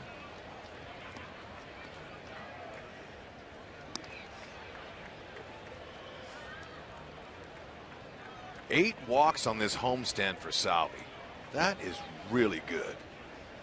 This young man here is a free swinger, and before this season coming in, he's starting to find himself. He's going to be more selective. He's going to get some more pitches to hit. Hits that one high in the air, not deep enough as Jennings backs up. Gordon's tagging and going, and the throw will not get Alex. He moves into scoring position. All right, nice heads up there by Alex. You could tell the wind was going to knock this ball out and keep it in the yard. So he was almost over halfway, and then he went back to first base, and the play's in front of him. See how he's watching it, and then he's going to slide according to what the second baseman or shortstop Escobar's given him. That's an easy play for a runner because you see it all yourself. But heads up when you get in scoring position. You got to do the little things. If you're not hitting home runs, you got to do those things, and it's nice to see him doing it. Moustakas struck out swinging his first time up. Takes strike one.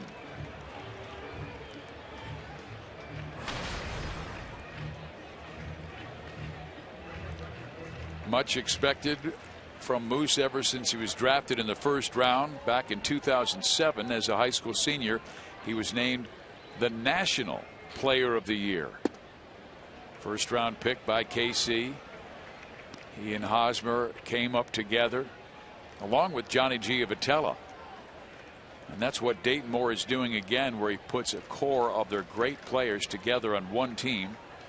And that one team this year is Class A Wilmington. That's got Manaea and Hunter Dozier and Bubba Starling, Raul Mondesi. Moustakas went, and now he finds himself down 1-2. And that's the next generation of Royals to come up. I love how he's doing it. He's got a great system. But this wave is expected to reach the postseason this year, no doubt. And with that starting pitching and the bullpen's going to get straightened out, the defense they're playing, those are the three areas. One area that's missing so far, but it's there, is timely hits.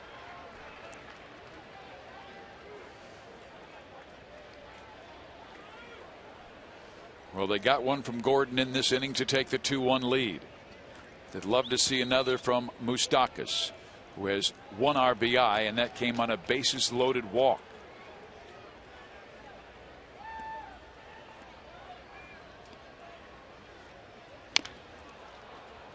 They'll try it again at 2 balls and 2 strikes. Hey fans, it's time now for you to tweet your photo using #RoyalsFanPhoto for a chance to have it shown in an upcoming game broadcast. You might be able to be on the same television as Joe Goldberg. Brought to you by AT&T.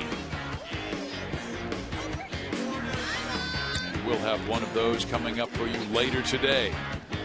Right now, Gordon at second. Moustakas first at the plate, and he fouled a pitch right back. Another one in his wheelhouse. Odorizzi, his pitch total has reached 65, 39 strikes, 26 have missed. He's only walked one. That was Perez back in the second.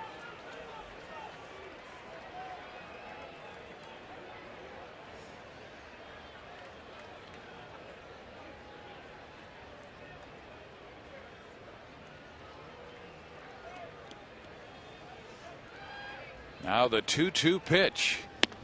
3-2.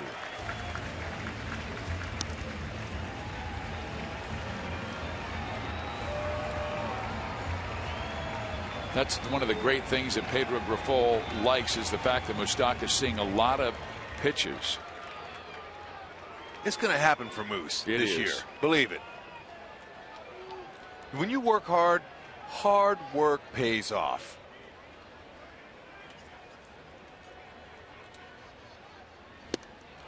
He swings and misses and will strike out to end the 4th inning, but the Royals do score a couple of runs on 3 hits, and they have taken the lead 2-1 over the Rays.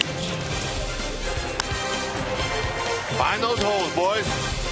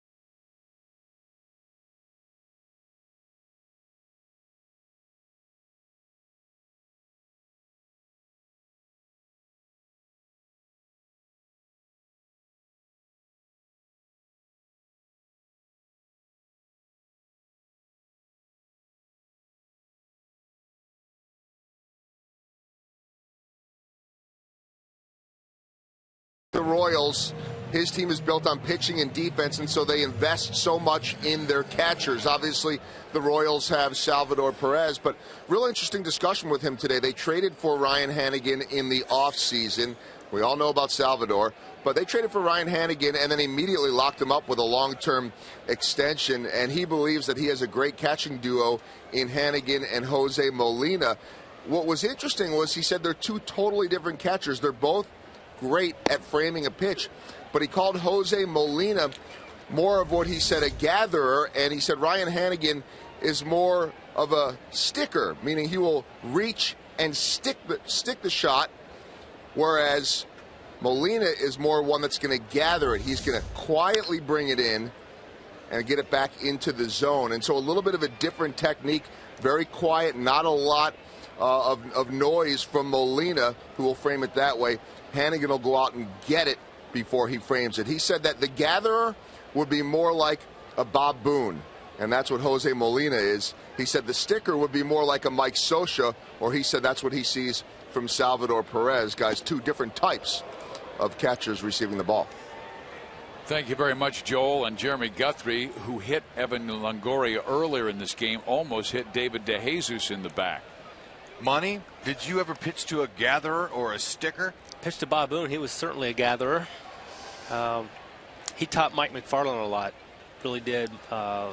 Did a great job in giving Mike McFarland that technique to be the real smooth guy behind the plate, so you get a lot of pitches for your pitcher. Jeff Montgomery now joining us. And Monty, what does Salvador do so well where he gets some of those calls? Well, I think he puts himself in a position. He's got that large frame behind the plate, and he's just very quiet. He moves very methodically to one side or the other, and as a result, he's not going to be blocking the umpire out or making it look too obvious. Here is Guthrie working David DeJesus, and he swings and misses, and down goes David. And Jeremy gets strikeout number 2 in the afternoon. Let's take a look at our Toyota League leaders and the Royals pitching staff. We told you that the starters had a 1.94 ERA coming into this game, and the first 7 games, the ERA overall at 2.86. Opponent's batting average only 210, and that's a bullpen that finally has an important piece today, and that's Lewis Coleman. Ben Zobrist, the batter. Monty, I wanted to ask you about another thing that umpires have told me in spring training, that Salvador is an easy guy to call strikes with because sometimes we use his knees as the barrier of where the zone is from east to west. And that's obviously an advantage when you have that large frame behind the plate, and you're going to create that illusion of it being a larger plate when you have that large frame. The Royal pitchers love throwing to him.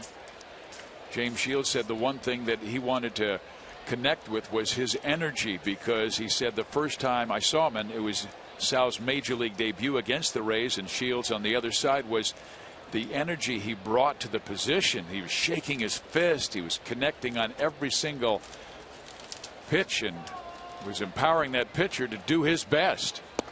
In there with a strike. Yeah, I've always said Salvador plays the game like a kid. He's having so much fun out there, and you can really feel how that energy kind of goes out to the other guys on the team, especially the starting pitcher.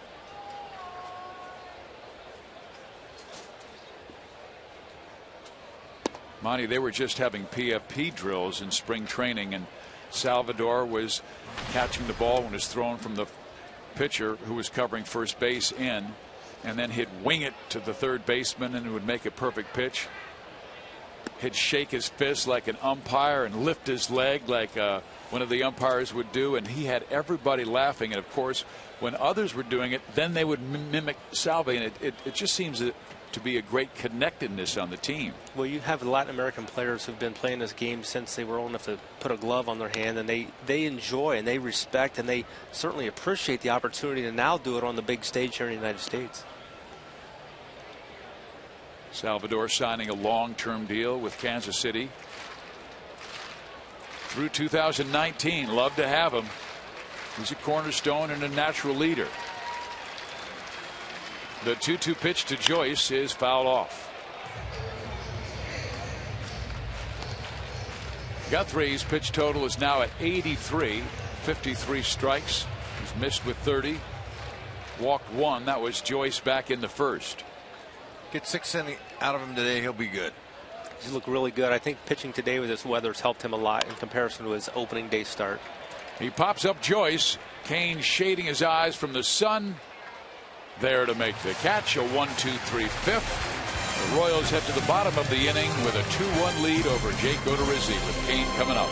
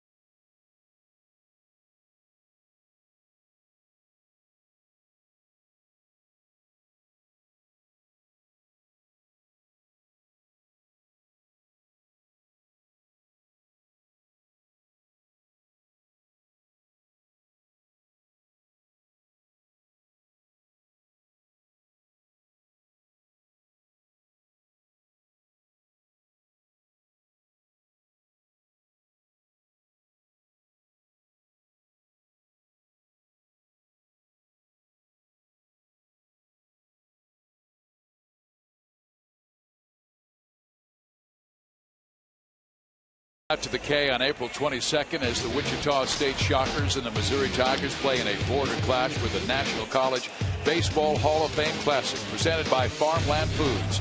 Tickets start as low as $10. Visit Royals.com/HOF game for more information. There's the Royals Hall of Fame. If you have not been out there, you really should, fans. The director, Kurt Nelson, who is a great historian, does a terrific job, and it really tells the story not only of the Royals, but baseball in Kansas City. Lorenzo Cain will lead things off against Jake Odorizzi. He spent 5 minor league seasons with Milwaukee, then traded to Kansas City in the Zach Greinke deal. And he added the split change that was taught to him, Jeff Montgomery, by his teammate Alex Cobb, who also throws it. Well, changeup's been an effective pitcher for a lot of Tampa Ray pitchers, and it's just something that seems like once you have a couple guys on the staff that have success with it, then they kind of hand it down, like James Shields handed it down to Alex Cobb. Now Alex Cobb working with a Jake Odorizzi, but it's a pitch that it's an easy pitch to throw, but it's a difficult pitch to master. Longoria does not get Cain. That is Lorenzo's 4th infield hit on this homestand. 4 of his 6 hits, infield hits. You love those excuse me swings. And on contact, you smell a hit right away. With that speed he's got, you can't replay that one. That was very convincing. We heard Joel Goldberg talking about him running a track meet in the outfield the other day, and nice to see him using that speed on the base paths. Do you ever pinch yourself knowing you get to work with Goldberg? He's great to work with. We have a lot of fun. Now Escobar, who singled his last time up.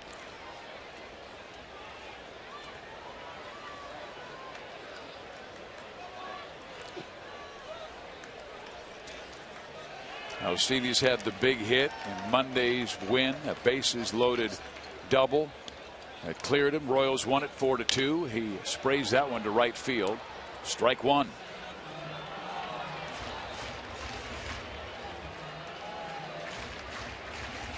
You see what he's done the last 3 games, 5 for 9 after starting the year 0 for 16.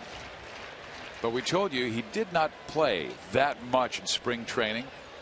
Missed about a week because of the celebration of the birth of his first child, his son, down in Florida.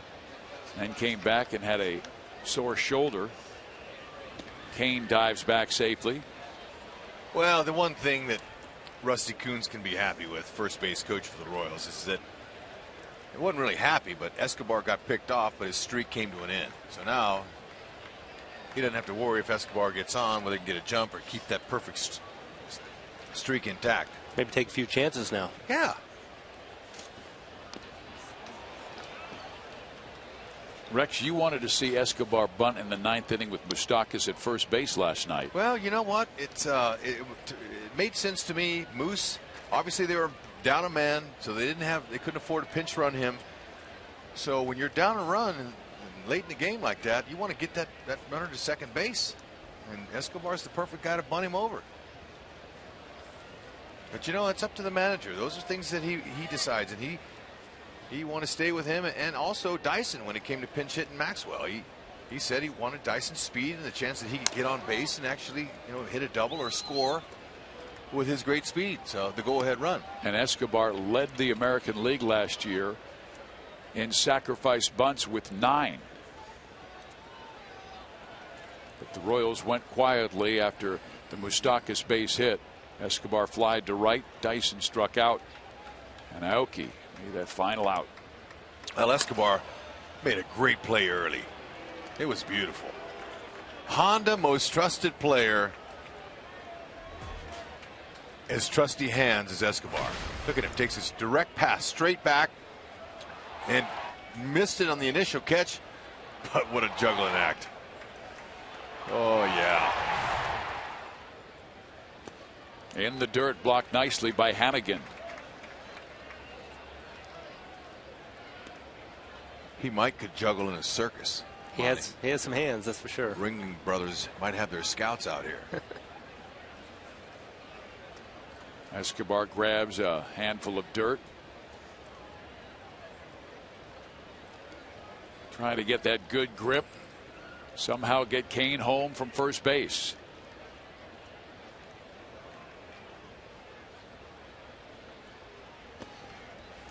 Jennings gave Tampa Bay the early lead with a long home run to left center field in the 4th. The Royals, though, came back with 2 in their half of the 4th inning on 3 hits. One by Giavatello, one by Hosmer, and one by Alex Gordon. Butler's ground out scored the tying run, and Gordon's gave them their current 2-1 lead.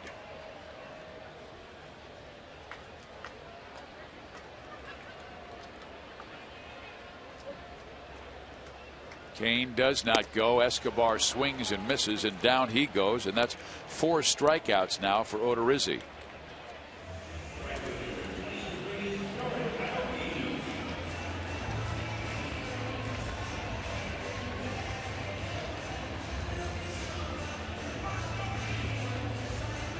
I remember when Jake made his major league debut, it was with the Royals. His mom and dad, Mike and Julie, were at the K for his big league debut, and Mike was his youth coach.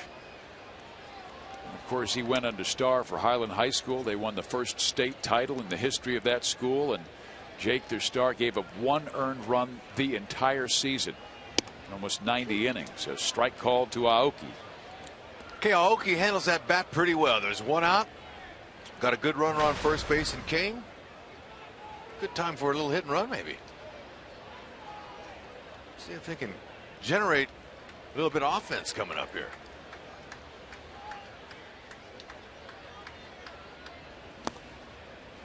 One ball, 1 strike.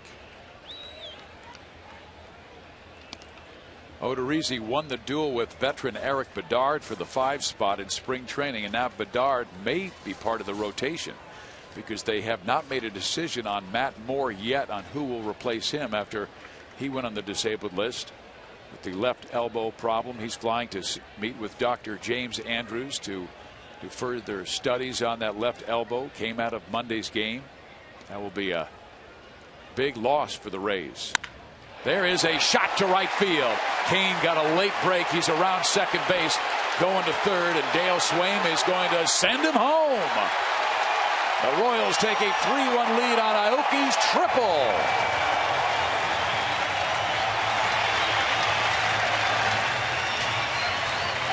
Second triple of the season, and all of those on his homestand, entertaining this crowd here at the K. They play him over to left center and left field, but he got him a pitch that he can handle, and he pulls it. That's what's going to happen. We're going to see a lot of triples this year from him, I predict. Yeah, when they play him really the other way so much, all he's going to do is get the ball past first base. He's got a lot of room to run. Yeah, and look at Lorenzo Cain. You know, he wears Willie Wilson's number 6, and you know what? He plays center field like Willie Wilson did, but when it comes to running, Willie Wilson was the fastest I ever saw. Going first to home like that, Monty. And I was in the other dugout as a young player, and I used to, my jaw would be open as the dirt from his cleats was 20 feet high in the air. It was amazing to watch the great Willie Wilson. It was worth the price of admission just to watch him run. Oh my. That was the second triple this year for Aoki. Leads the majors in that category. Also his first run driven in as a Royal. Giavotella cracks one high in the air. That should be deep enough. Aoki tags at third, and here he comes with the Royals' 4th run. Good at bat for Johnny Giavotella. I'll say that might have bought him another start. Doing the little things. Glad to see it here today.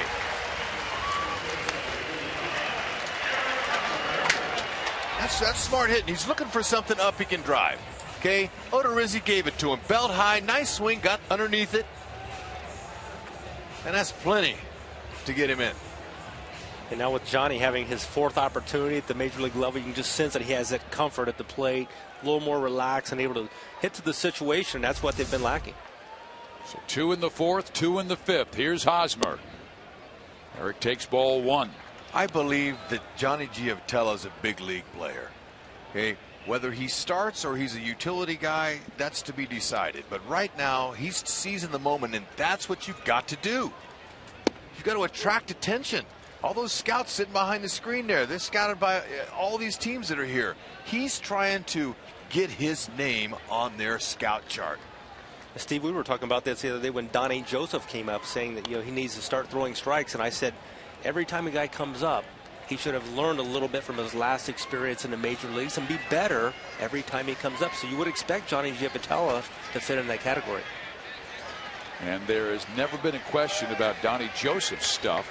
He was sent down today to Omaha. And the whole key is commanding the fastball and slider combination. 2 great pitches he has. A little bit low. 2 balls and 2 strikes. Hosmer 1 for 2 today. He struck out swinging in the first and singled and came around to score the tie-breaking run.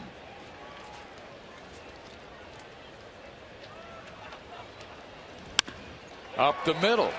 That's the second hit of the game for Hobbs.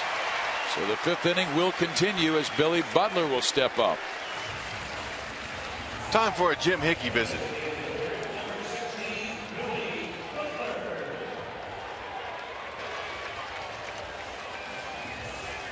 All right, let's take a look at that Phantom Cam. Shows you a lot better during the day. There it is, right on the sweet part of the bat. He got the top half of the ball, and when that ball bounces once on the grass and second on the dirt, it's got top spin and shoots through every time. Top spin, back spin, it all matters, doesn't it, Monty? It all matters. Especially when you're twirling that rock out there. That's how you get the break on the ball, by spinning that sucker. It's an art. Guys master it, they make a lot of money. Nowadays, it's beautiful. Jake Odorizzi, after having the visit with his pitching coach Jim Hickey, now goes to work on Billy Butler, who twice in this game has gotten his pitches and fouled them straight back. And he is due, and so are the Royals due for a big fly. Fizz, are you dialing 8? I got a good feeling about Mr. Butler's at bat here. He's too good a hitter. He missed a couple of cookies earlier on some belt high pitches. I trust his hand-eye coordination. Just a feeling.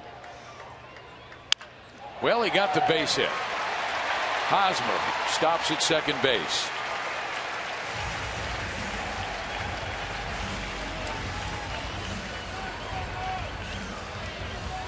I don't know. I'll tell you, Joe Madden, he's thinking. He's going, well, you know, do I need to get in that bullpen now or not? I think we'll probably see if we can get him. We've got 2 outs here. Let's let him get through the inning here. Yeah, he had 2 outs, bases empty when Johnny flew out on the sac fly, and now Haas keeping this thing going along with Billy. So Madden's got to rethink it. He's hoping he can. Odorizzi can get through. I thought it would be interesting to see how Odorizzi did once he gave up his first run, because in his first game of the season he had a shutout. He had a shutout through 3 innings here today, and now we see 2 crooked numbers on the board. Now Alex Gordon.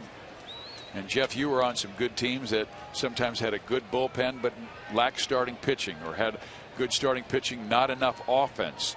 This might be the most complete team that you've seen in a long time. Well, they have all the ingredients to be that team. That's what they have assembled during the course of the offseason. Now it's time to do it. Alex Gordon, right center field. Myers back, still tracking it at the wall. Gone! The first of the year at the K. The first of the year 2014.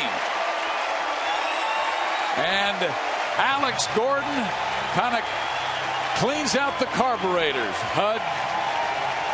Oh, I mean it. There is your bus driver.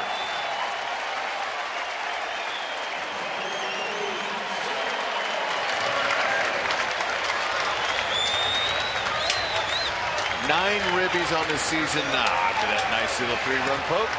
4 today. That's a definition of a 2-out rally. I'll say. Give Guthrie and the bullpen a little bit of breathing room. There's that split change that went away, but it stayed up just enough for Alex to get the sweet part of the bat on it and got a lot of height on it. So that swirling wind kind of helped it carry out. Perez with a base hit to left field as they're beginning to wear out Jake Odorizzi in this 5th inning. He gave up 2 runs in the 4th. He has given up 5 so far in the 5th inning. The Royals have a 6-run lead, and Jeremy Guthrie is pitching extremely well.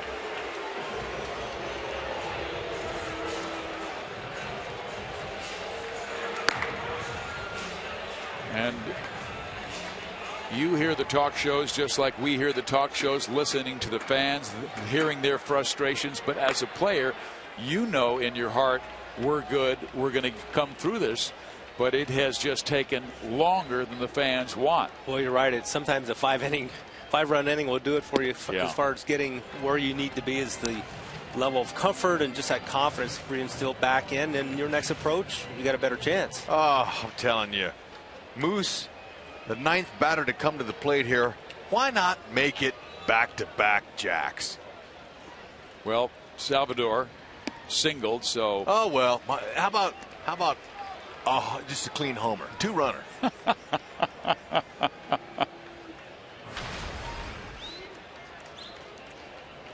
It took Jeff a while, but he now speaks HUD, so he understands what you were communicating. Oh, well. Runs. Beautiful.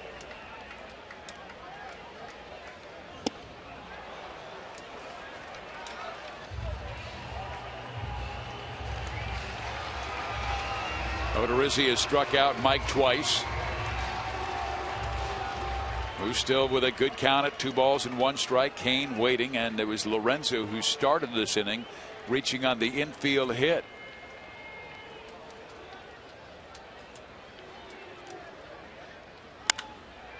Mike skies it in the air, right side. Zobrist is out, calls everybody off. Ben makes the catch, and Jake Odorizzi gets hammered in the 5th inning as the Royals score 5 times, highlighted by Alex Gordon's home run, the first by a Royal this entire season. Pilot the Bombardier. We have liftoff.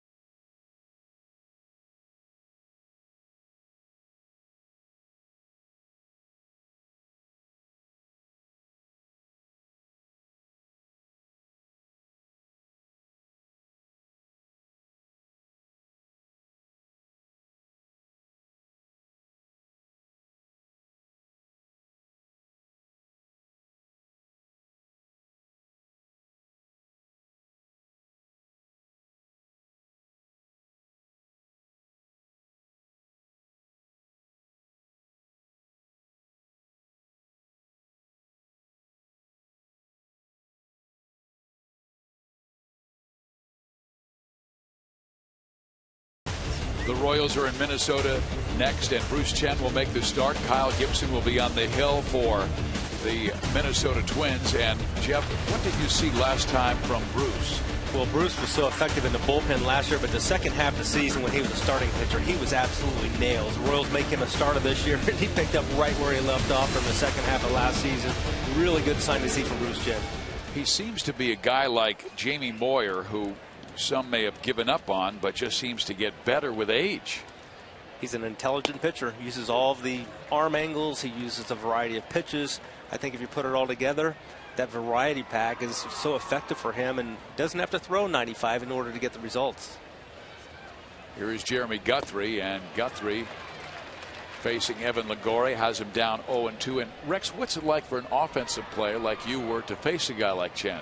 Shoot, I'd have to get away from the way he chews that gum, man. I'd have to take my sights off of him because he chomps that gum out there, and you got to really pick up his release point, and you got to wait back on him. He's the kind of guy you crowd the dish on.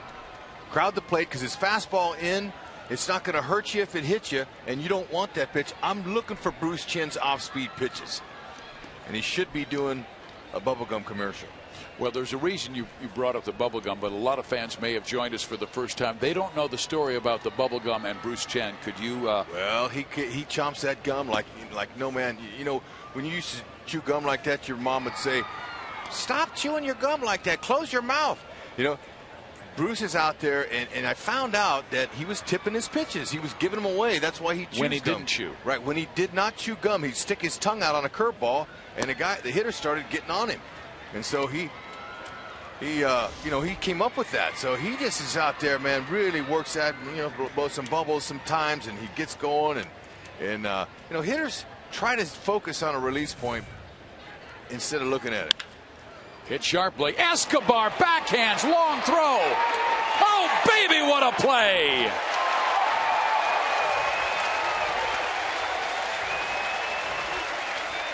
Eric Hosmer creates ways to stay down on the ball and just make that assist or the play out there. Watch this. Now, the ball, he didn't look like he picked it up too well, but he keeps it low. Hosmer's how he stays low.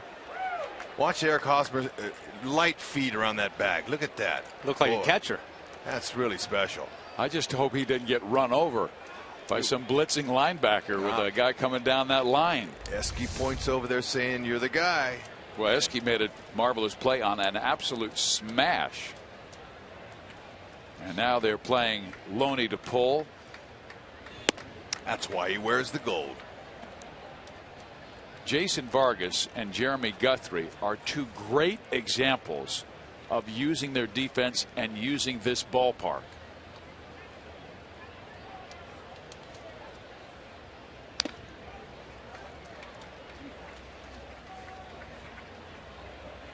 The Royals have so much range on the infield and the outfield. As you know, 3 Gold Glovers last year, and their catcher Salvador Perez, first baseman Eric Hosmer, and left fielder Alex Gordon. But they had 2 players, Kane and Escobar, finish second in the Gold Glove balloting. Tell you what, James Loney, he was in the top 3 for Gold Glove too. That guy, he's got a tremendous glove. Yeah, I thought it was only Loney and Hosmer. I think it was that duo that were up for the first base award. I asked him this morning when he walked in. I said, "Hey, do you have aspirations to wear the gold?" And he goes, "No, let Hosmer keep it. I want the ring."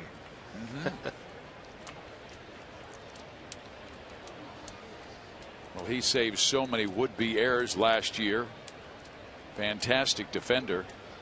And he told me that that's one of the fundamentals that his dad worked with him on. He said his dad was like Rusty Kuntz. When he coached him and coached his teams, he always worked with the fundamentals, whether it was base running or the fielding. And now Loney strikes out, and Jeremy has his 3rd K of the afternoon. See, one thing I've really noticed about Guthrie today in comparison to his start here on opening day at home is his ball seems to have more life, and I'm assuming that part of that is due to the weather today compared to the cold, windy day we had on opening day. He had 4 walks on opening day. Today only 1 walk, so he's just been much more effective around the strike zone. He's also commanding the ball down, and he did not do that in the Cactus League. Right. With that thin air, does the ball not move as much in Arizona as it does with a little more humidity here in Kansas City, obviously more in the summertime? You know, I don't know if it's as much the air as it is the grip. When it's dry and cool and you don't have that humidity, it's hard to get as good of a grip on the ball. And he just seems to really prosper here in Kansas City when it's, especially days like this when you have a little heat to work with. As a Royal, Jeremy, 14-7 at home, a 3.73 ERA. And he likes to talk about himself and he's anything but boring as a individual. But he says, I'm a boring pitcher, and I want it to be that way, where I just quietly get guys out. Ground ball, Escobar will field it.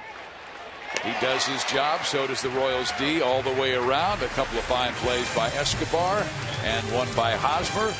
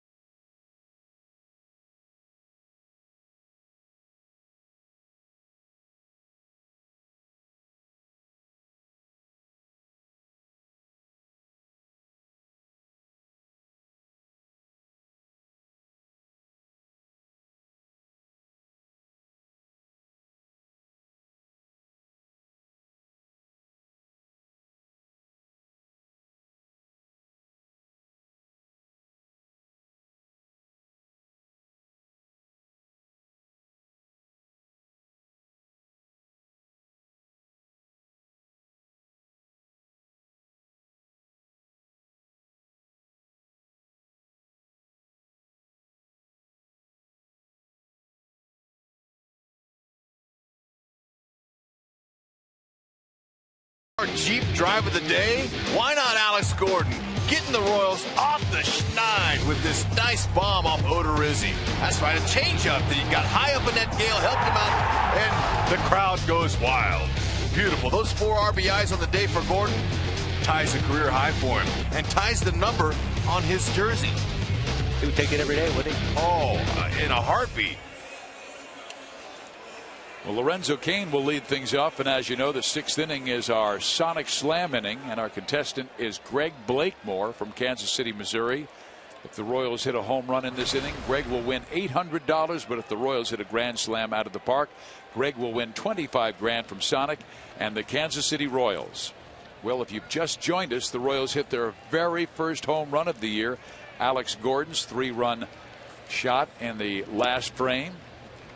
Got some help from the wind. Will Myers, the right fielder, kept drifting back, and the ball kept on carrying. He thought he might have it at the wall, but it just cleared the wall near the 387 mark in right center. Brandon Gomes, the new pitcher, 29-year-old, made his first opening day roster and recorded the win on Saturday versus Texas with a perfect 8th inning. He is our Chevy call to the pen. Joe Maddon had to do that after Odorizzi gave up all 7 runs.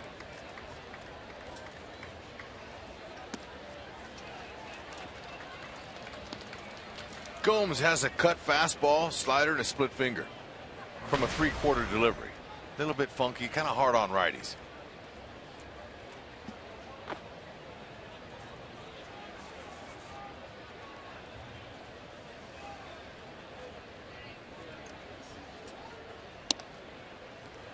Cain walks.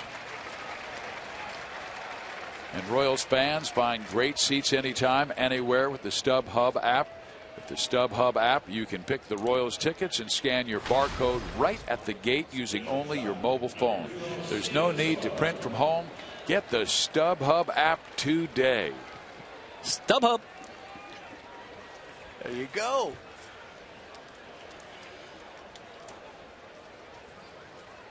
Alcides Escobar, the batter. He's 1 for 2. Kane got the Royals offense going in the last inning when he reached on an infield hit. Escobar tried to bunt him over, was unsuccessful doing that, and struck out. And the next batter, Aoki, tripled into the right field corner. Giavotella hit a sacrifice fly for the second out, but the next 3 batters got single home run. 1-1.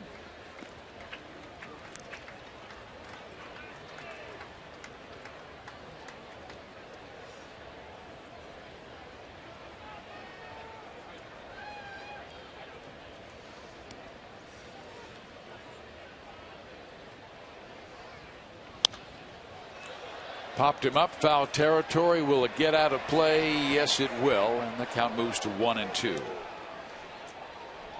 Brandon Gomes always tough on right-handers. He's held righties to a 189 average in his career, while lefties have hit 325, and a lefty is in the on-deck circle in Nori Aoki. Gomes out of Fall River, Massachusetts, where his dad has been playing in a band called The Crowd in Fall River for 38 years. And from what I understand, Brandon is pretty good with the electric guitar.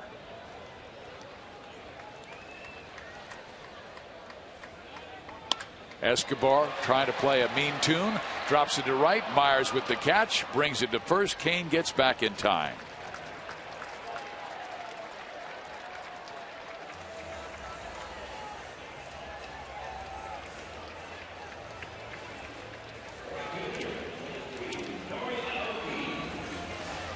The Royals were leading 2-1 when Aoki got that big hit in the 5th inning.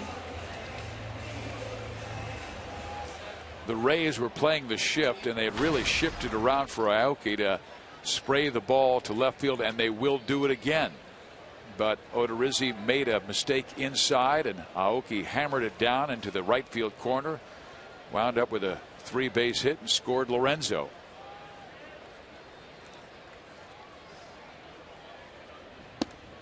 In now. Steve, that's one thing important as a pitcher. If you're going to make a shift like we're going to see here with Aoki, that dramatic, you better keep the ball away, because you're going to play him away. You better pitch him away. Otherwise, you're going to open yourself up to a disaster like the Rays encounter with Aoki in his last at bat. And I understand they use that Aoki shift a lot in Japan, and he still hit 300. He's got good speed. He's almost always falling out of the box. So if he hits the ball and it hops a couple of 2-3 times, he's always either a close play or safe at first base. He had 40 infield hits last year.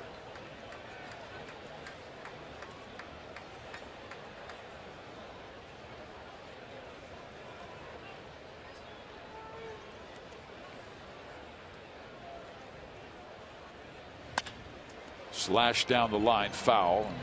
Dale Swaim has it. Okay, hitters' eyes tell their hands where to go. Aoki saw this pitch in. Look how he pulls his hands in, pulls that elbow in, and gets the head out. That's what they say, hitters. When you pull a ball, you get the head out, the bat head. And he raked it down there and ran for his second triple. Changed the whole complex of the Royals lineup. What a move. Will Smith, hey, look, good luck to you. That was a great trade for the Royals. I like the consistency it brings to the top of the lineup. That's one thing that the Royals have missed for a number of years, or you have to put somebody at the top of the lineup that you really would rather have somewhere else. So great to have a traditional, really a true leadoff guy up there. Really puts pressure on offenses once this offense gets clicking. And I really felt that if Aoki and Infante do what they did just last year, Jeff, and that's get on base 35-36% of the time, I believe Eric Hosmer will have his first 100 RBI season. Well, it all trickles down. You're going to have all 3 or 4 guys in the middle part of that lineup, all the way really down to Salvador Perez. They're going to have great opportunities to drive in runs.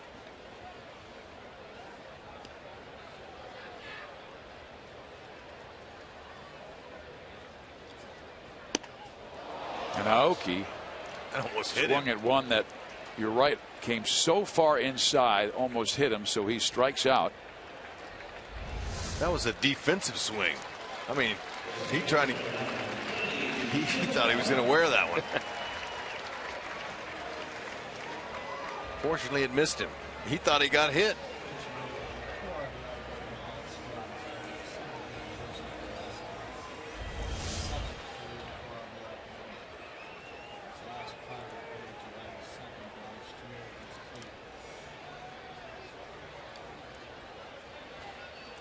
Here's Johnny Giavotella. Already has had a good game and takes a good breaking ball for strike one. Gio called up from the minor leagues today. Grounded out his first time, singled to right field and scored the first of the 2 runs in the fourth. That tied the game at 1, and then he hit a sacrifice fly, giving the Royals a 4-1 lead his last time up in the 5th. Longoria has it. Goes to second, has the force, inning over. We head to the 7th inning. Royals lead by 6, 7-1 over Tampa Bay.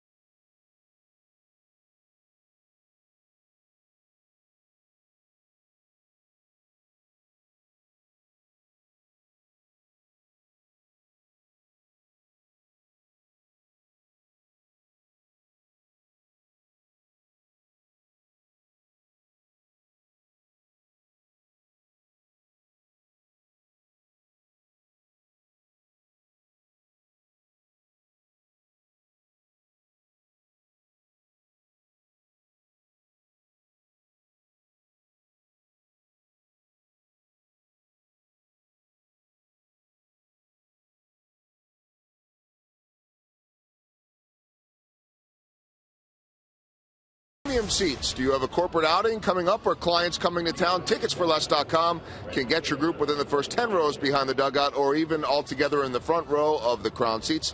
Check out Ticketsforless.com for all your Royals tickets, whether it's all the way down there or all the way up here in the upper deck. They will have you covered. Joel Goldberg back here at the K. And guys, I got to tell you what, it's a beautiful day up here. A little windy, but real nice watching the ball game from up in the upper deck. A little better than it was last May when it was snowing between these teams.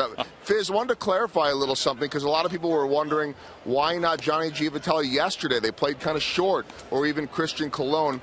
When a player is optioned to the minors, they've got to spend 10 days down there, and for the start of the season, that clock begins March 30th. Yesterday was day 10. Today was day 11, so they could not have brought either of those guys up unless there was a DL situation. That was not the case. Thank you very much for explaining that, sir. And Ned Yost talked to us about the roster rules before the ball game as Will Myers fouls the ball off. He said Gio would have been here yesterday, but the rules that Joel just talked about kept him in Omaha. And Omaha today scored 20. They missed Gio's bat, don't they? Well, he helped him get 7 today. Will Myers takes low and outside as Jeremy Guthrie now over 100 pitches for the ball game.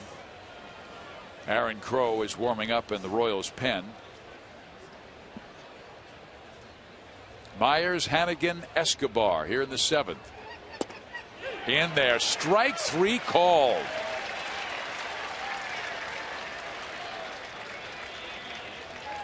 Four strikeouts for Guthrie.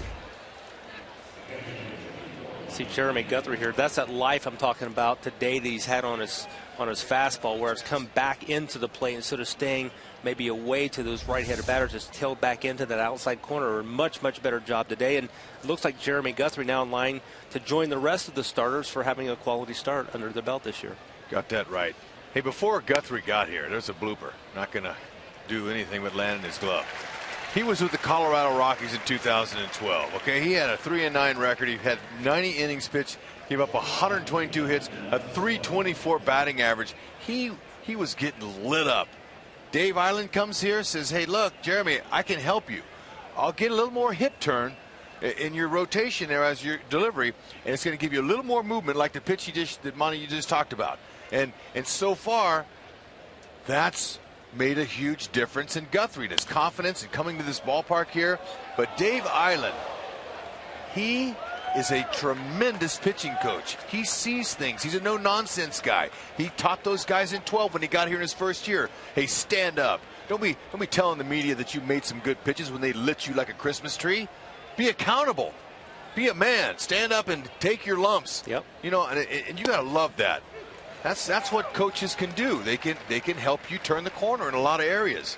And that was a great find for the Royals because Dave Island, coaching with the Yankees, seeing Jeremy Guthrie so many times in an American League Eastern Division, he knew that he had that ability inside him, and now he's able to tap into it. And now we see Jeremy Guthrie being a major contributor to this rotation.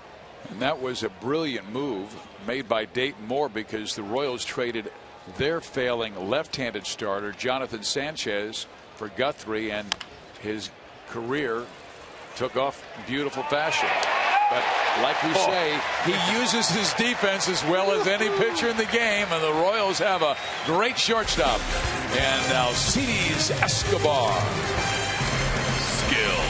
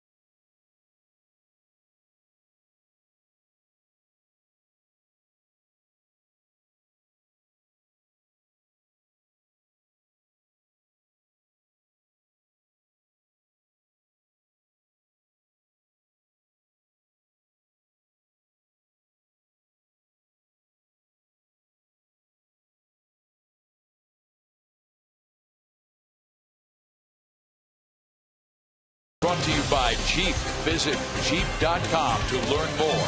And by Academy Sports. Right stuff. Low price every day. Beautiful day at Kauffman Stadium in Kansas City. Royals fans enjoying it as their team leads 7-1. And our AT&T fan photo of the day. Let's check it out. Jerry.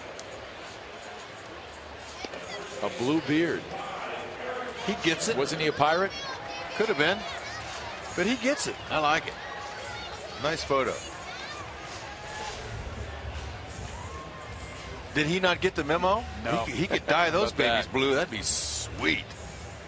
Twist The it up, a little handlebar's going. handlebar, yeah.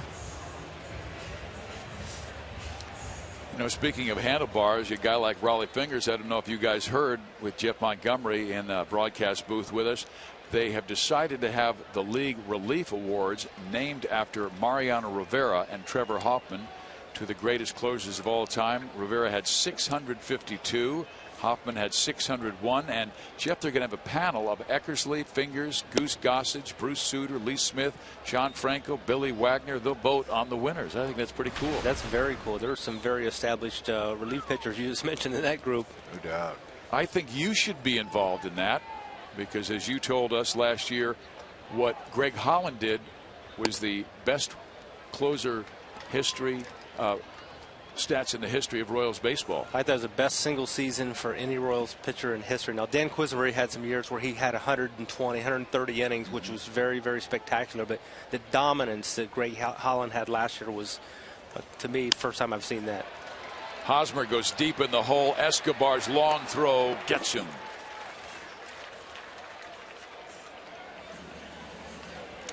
Jeff Beliveau is the new pitcher for Tampa Bay, as Gomes went 1 inning. Now Beliveau, who was just called up today, he replaces Matt Moore, who is on the DL.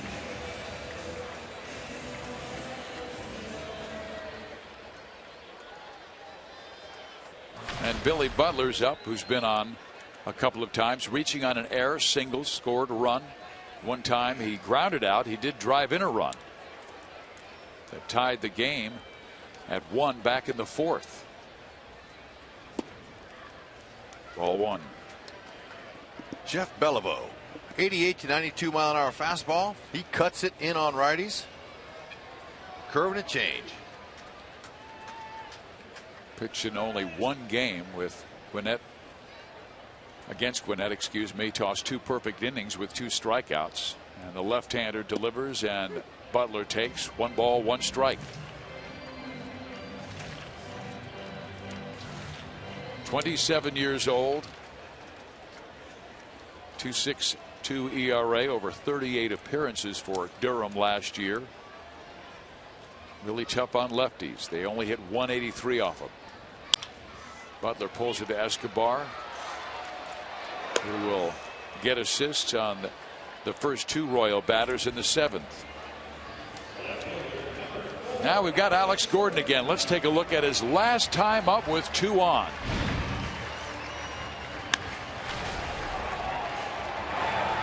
Jeep drive of the game. Got up underneath it. Got a little backspin on that baseball. And the crowd will tell you. 4th ribby on the afternoon. Alex 2 for 3 on the day. And he's tied his career high. Last time he had 4 RBIs in 1 game was July 2nd against Cleveland last year. He's done it 7 times. How about he breaks that mark right here?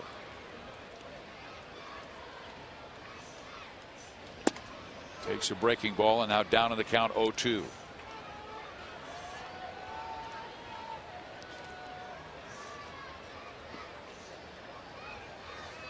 Royals with 7 runs on 10 hits. Rays have 1 on 4.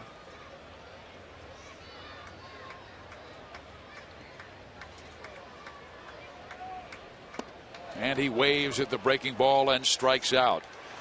So Beliveau, who was just called up from the minor leagues, gets the Royals in order in the 7th.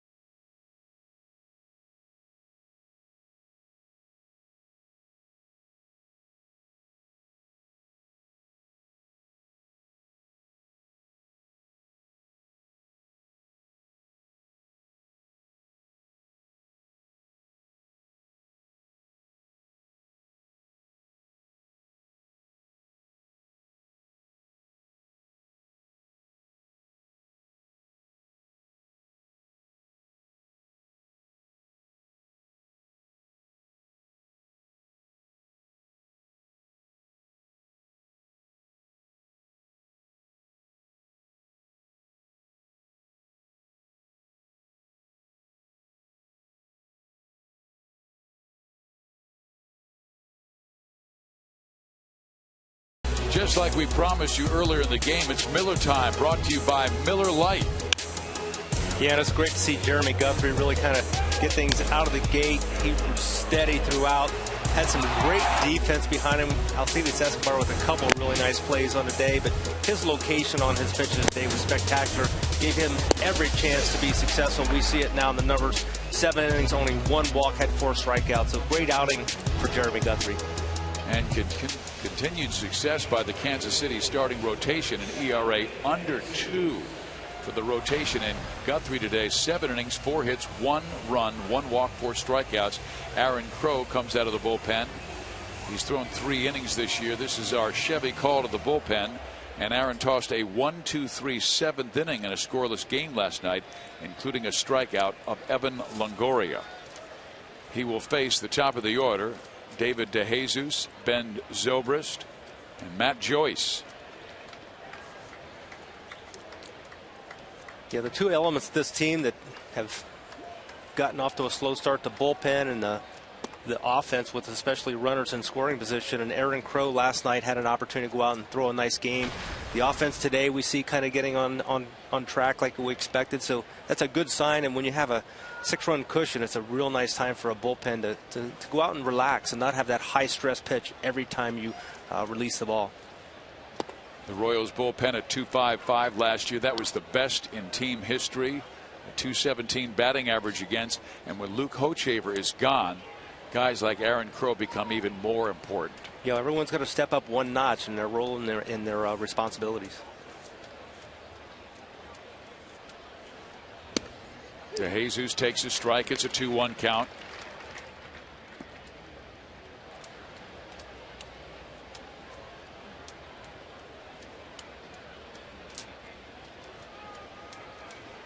DeJesus 0 for 3. He's flied out, lined out, and struck out swinging. To second base and Giavotella. 1 out.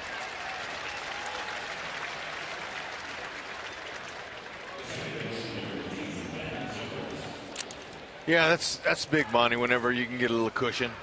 Now, with a couple innings left, baseball's baseball. Anything can happen.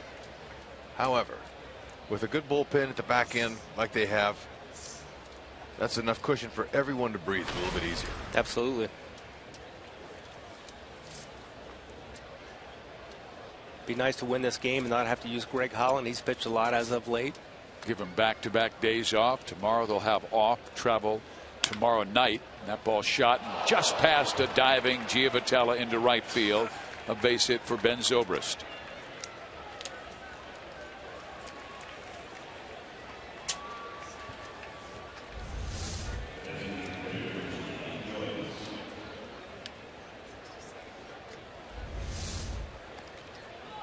Fans, you can cheer on Gold Glove winner Alex Gordon in his special fan section as Gordo Nation is back this season for Thursday home games at the K.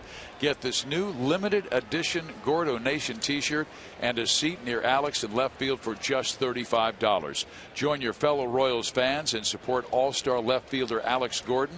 You can get your tickets now at Royals.com/Gordo Nation. 1 out, 1 on. Royals by 6. They scored 2 times in the 4th and 5 in the 5th, highlighted by Gordon's 3-run home run. Crow misses and has fallen behind, and Salvador wants to have a visit. What might this be about? Well, I'm just going to tell him he's got a cushion. Don't worry about the base runner. Let's just focus on the glove. Get ahead of guys. He's been behind both batters now. 2 balls and no strikes. Let's get that first pitch over the plate and let your defense work for you. Boy, the defense has been outstanding. Escobar with 3 terrific plays. Eric Hosmer helped him out on 1.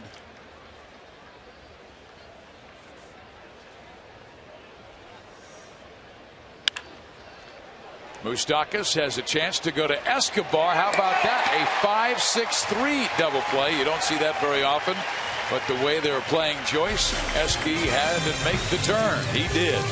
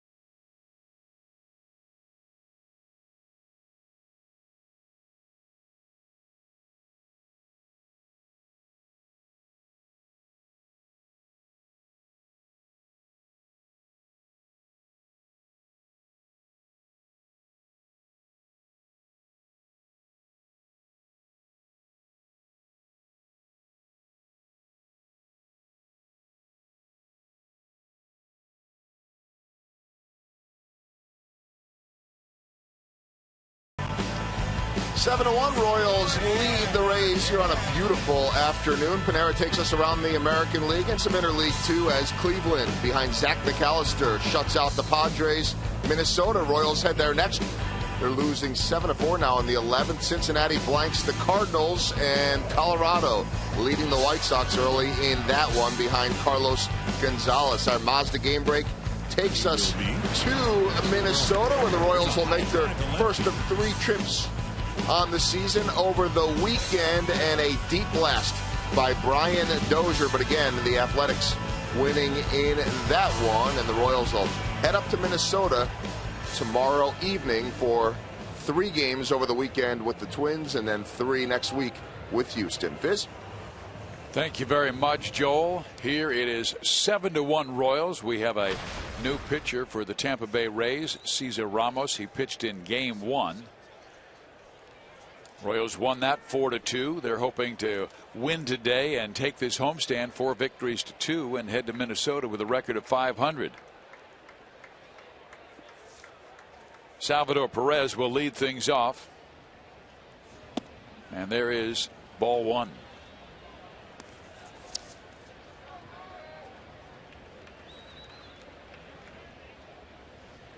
Ramos was part of that great Long Beach State rotation that had Jared Weaver of the Angels and Jason Vargas of the Royals.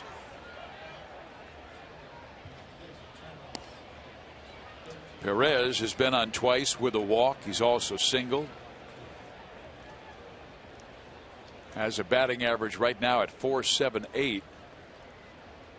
And he was 2 points behind Tyler Flowers for the American League lead when the game started at .476. That White Sox team hit 6 home runs yesterday. Cleveland playing a doubleheader today, as Joel talked about it. Zach McAllister really pitched well in the opener.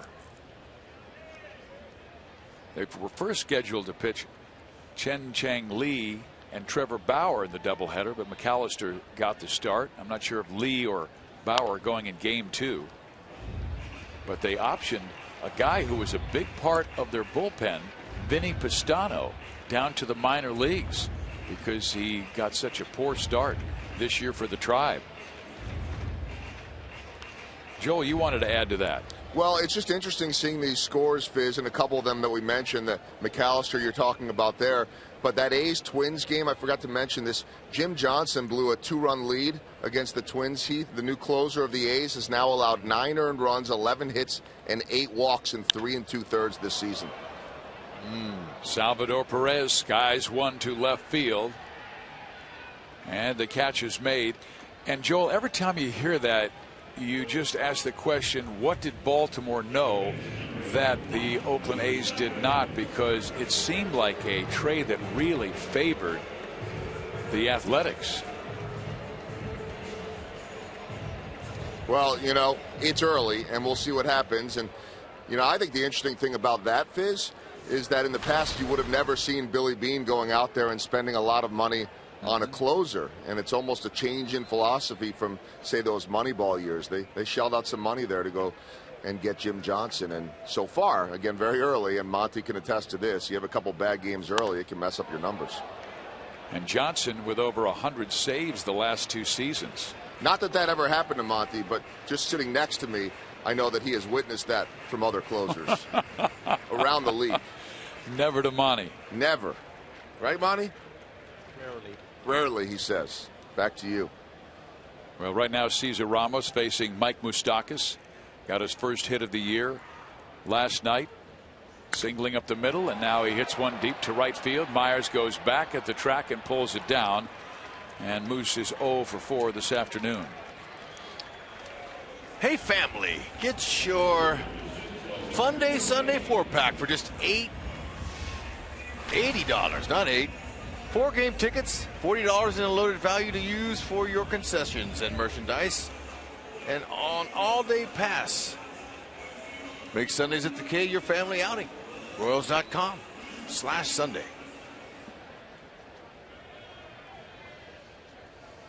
Here is Lorenzo Cain. He started the Royals rally in that 5th inning when they scored 5 runs, reaching on the infield hit. And we told you he already has 4 infield hits on this homestand. And I was talking with Lorenzo about that, and also visiting with Dr. Vincent Key, who is the Royals team doctor. And he encouraged Lorenzo Cain to go talk to Al Hobson, who's the head track coach at Kansas City Community College, and help Lorenzo work on his running. And I talked with Cain before yesterday's game, and Lorenzo told me that Al did a great job, because he said he's a long strider, and he really felt he would help his health, his hips, his groin, if he had shorter, quicker steps. And Lorenzo said he's running better now than he ever has. Popped up right side. Catch is made. That will do it. The inning is over, and looks like we're going to see Kelvin Herrera when we come back.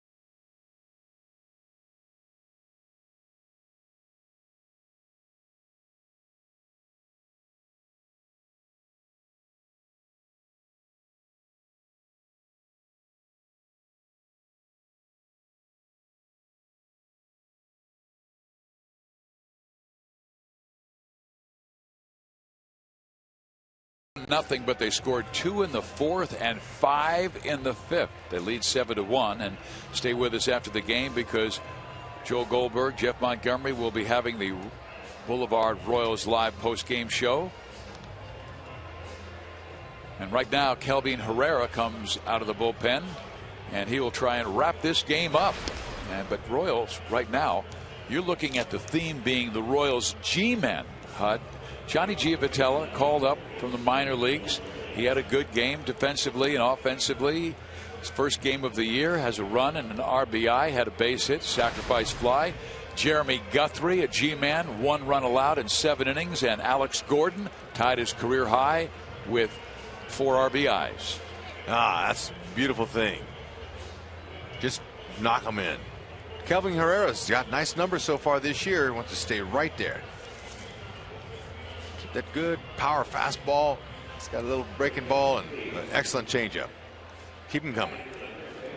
Kelvin did a good job on Sunday. Worked a 1-2-3 8th inning after replacing James Shields, with the White Sox leading 1-0. Brandon Guyer is the pinch hitter for the Rays.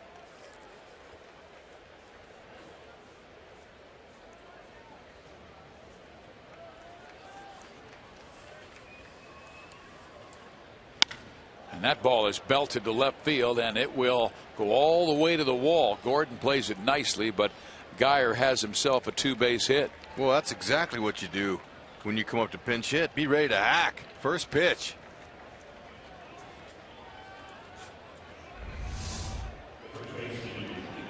It's only the 2nd hit allowed by Kelvin this year, but it was a fastball right down the middle. That's what you got to do. Be ready. Coming off that bench. Nice piece of hitting.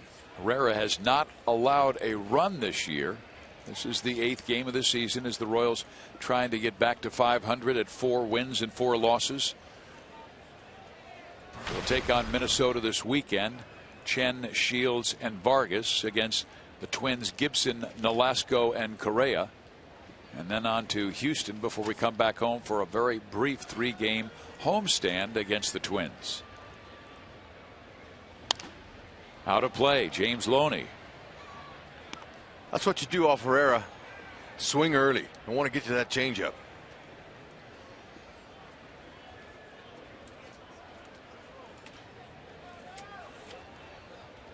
Lewis Coleman starting to warm up in the Royals pen. Fouled off, strike 2.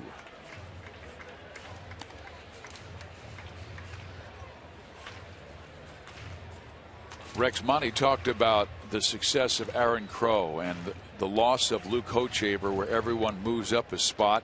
Herrera has that kind of arm that could become a 7th or 8th inning guy. No question about that at all.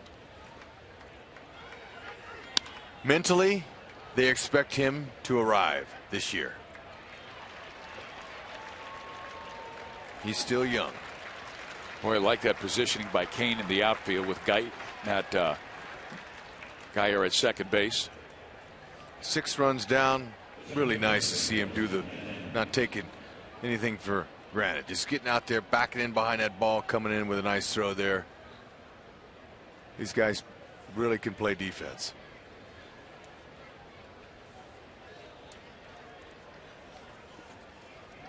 Desmond Jennings is responsible for the lone Tampa Bay run.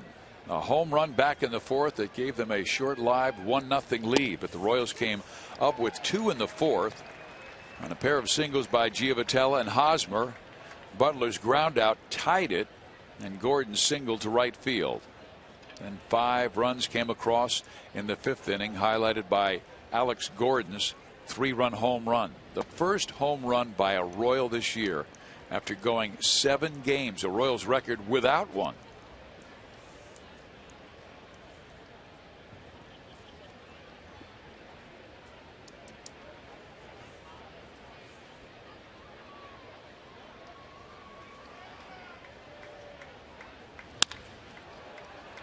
Long run for Kane. He won't get there. It will reach the wall. Geyer scores, and that's a double for Jennings, making it 7-2. It appears the problem for Kelvin Herrera is elevation. Perez is giving him the target at the knees, and he's not getting it down to that location. Oh, might mix in some secondary pitches and see how those work for you. Although that's not a bad spot there. That's right where you want to be. You got to credit the hitter for that, even though it's out over the plate.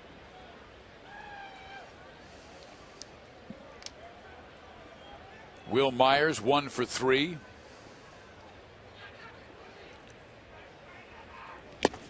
Takes a big rip and misses, strike 1. Will has struck out 5 times in this series against his old ball club. That got him a little demotion into that 7-hole today. Put him down in the order, said, look, Joe Maddon expects 23-year-old to come out and make some contact, but man, you can't blame Will Myers. They pitched him tough in this series. Was moved from 2nd to 7th in the order by Joe. He's done a fabulous job. The 9th year he has been the Tampa Bay Rays manager. Fouled back. And you might remember Joe's teams finished last his first 2 years, losing 197 games, but his 3rd year they made the playoffs. Now he's considered one of the better managers in the game. What they have been able to do with limited funds in that Tampa St. Pete area. The 0-2 pitch. Did foul, back and out of play.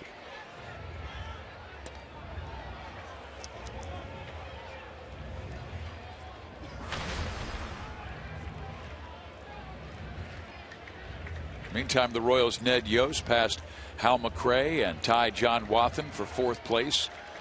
Royals wins as a manager. He can pass Wathan today with his 288th victory. Down low.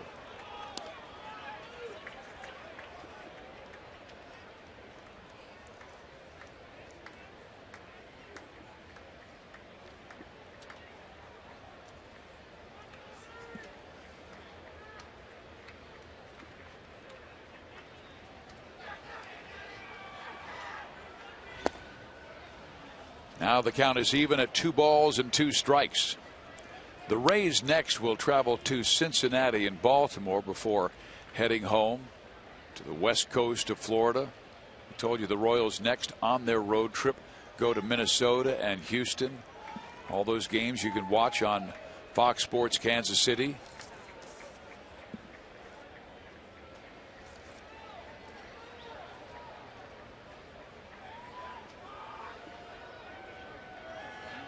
Right now, Herrera and Perez not on the same page. Salvador flashing the signs, and Kelvin never said yes. Now he does. The 2-2 is hit hard past third baseman Moustakas into left field. And moving to third is Jennings, and things beginning to get a little dicey here in the 9th inning as Herrera's given up 3 solid hits, 2 of them doubles, and now a sharp single to left. Just missing location with that fastball out over the plate. Tom Foley, third base coach for the Rays. No need to send Joyce. Escobar came in and likely told him, just keep it down. Let him hit it to me, and I'll turn 2 with Johnny G of Vitella and Eric Hosmer. Royals trying to wrap up their 4th win of the year.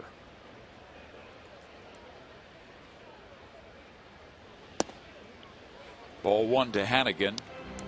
Hannigan 0 for 3 in this game. He's popped up all 3 times.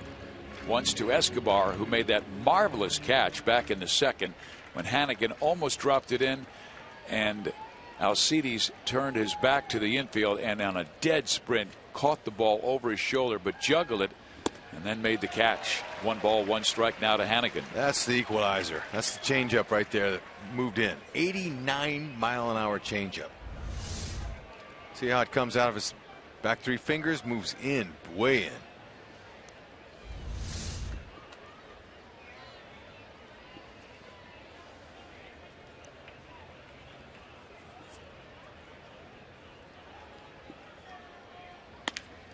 He rolls that one to Escobar. Only play will be first base. They get the 2nd out. A run scores to make it 7-3. Just wasn't hit hard enough.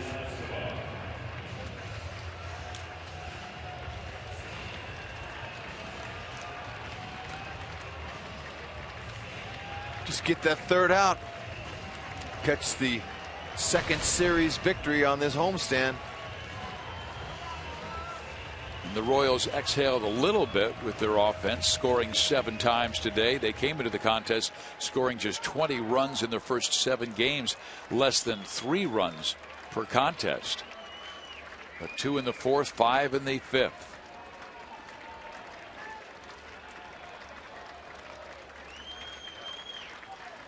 Yunel Escobar, the batter, he takes strike 1. Herrera dropped a breaking ball in the outside corner, and that was a pitch he really worked on in winter ball this offseason. They'd like to see it more. Incorporate it, bring it in, 3 pitches, keep them off your heater in that changeup. Of course, not too many guys sit on that changeup, but got to have something else for them to see.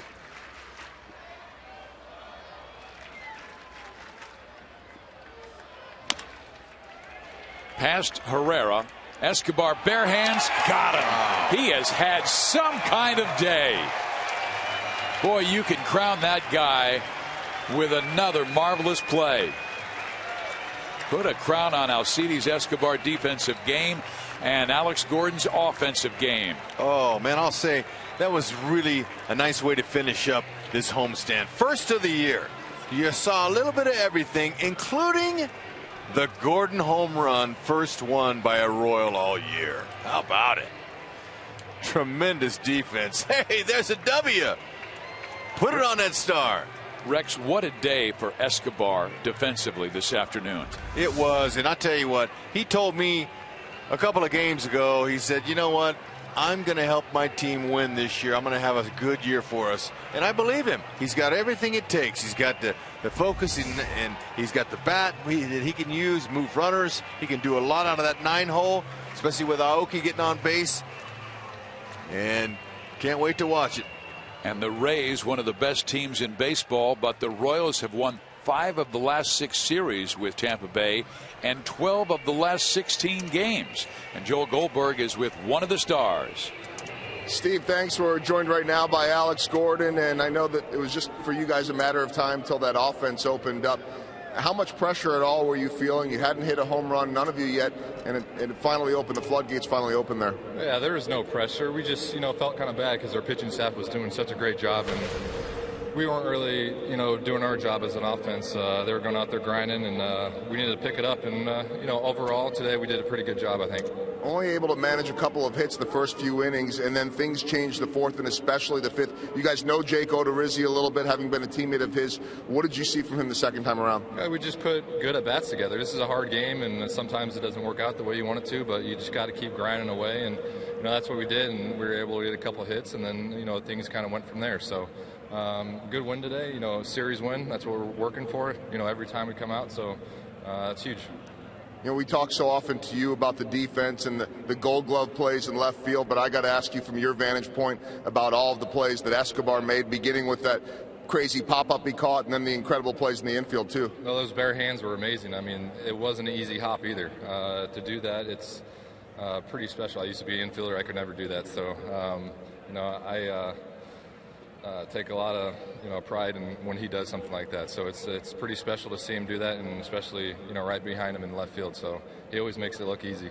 2 for 4, great job with the home run and all around for the win today. All right, thank you. Alex Gordon with the big performance, and hey Fizz, I'll tell you this: he said he was lobbying Esky to maybe drop that one so he could get an assist on the play. No way, I'll see this as letting him do that. I circled 4 plays that Escobar had in this game that were outstanding. He was tremendous defensively, and the Royals are back to 500 with a 7-3 win.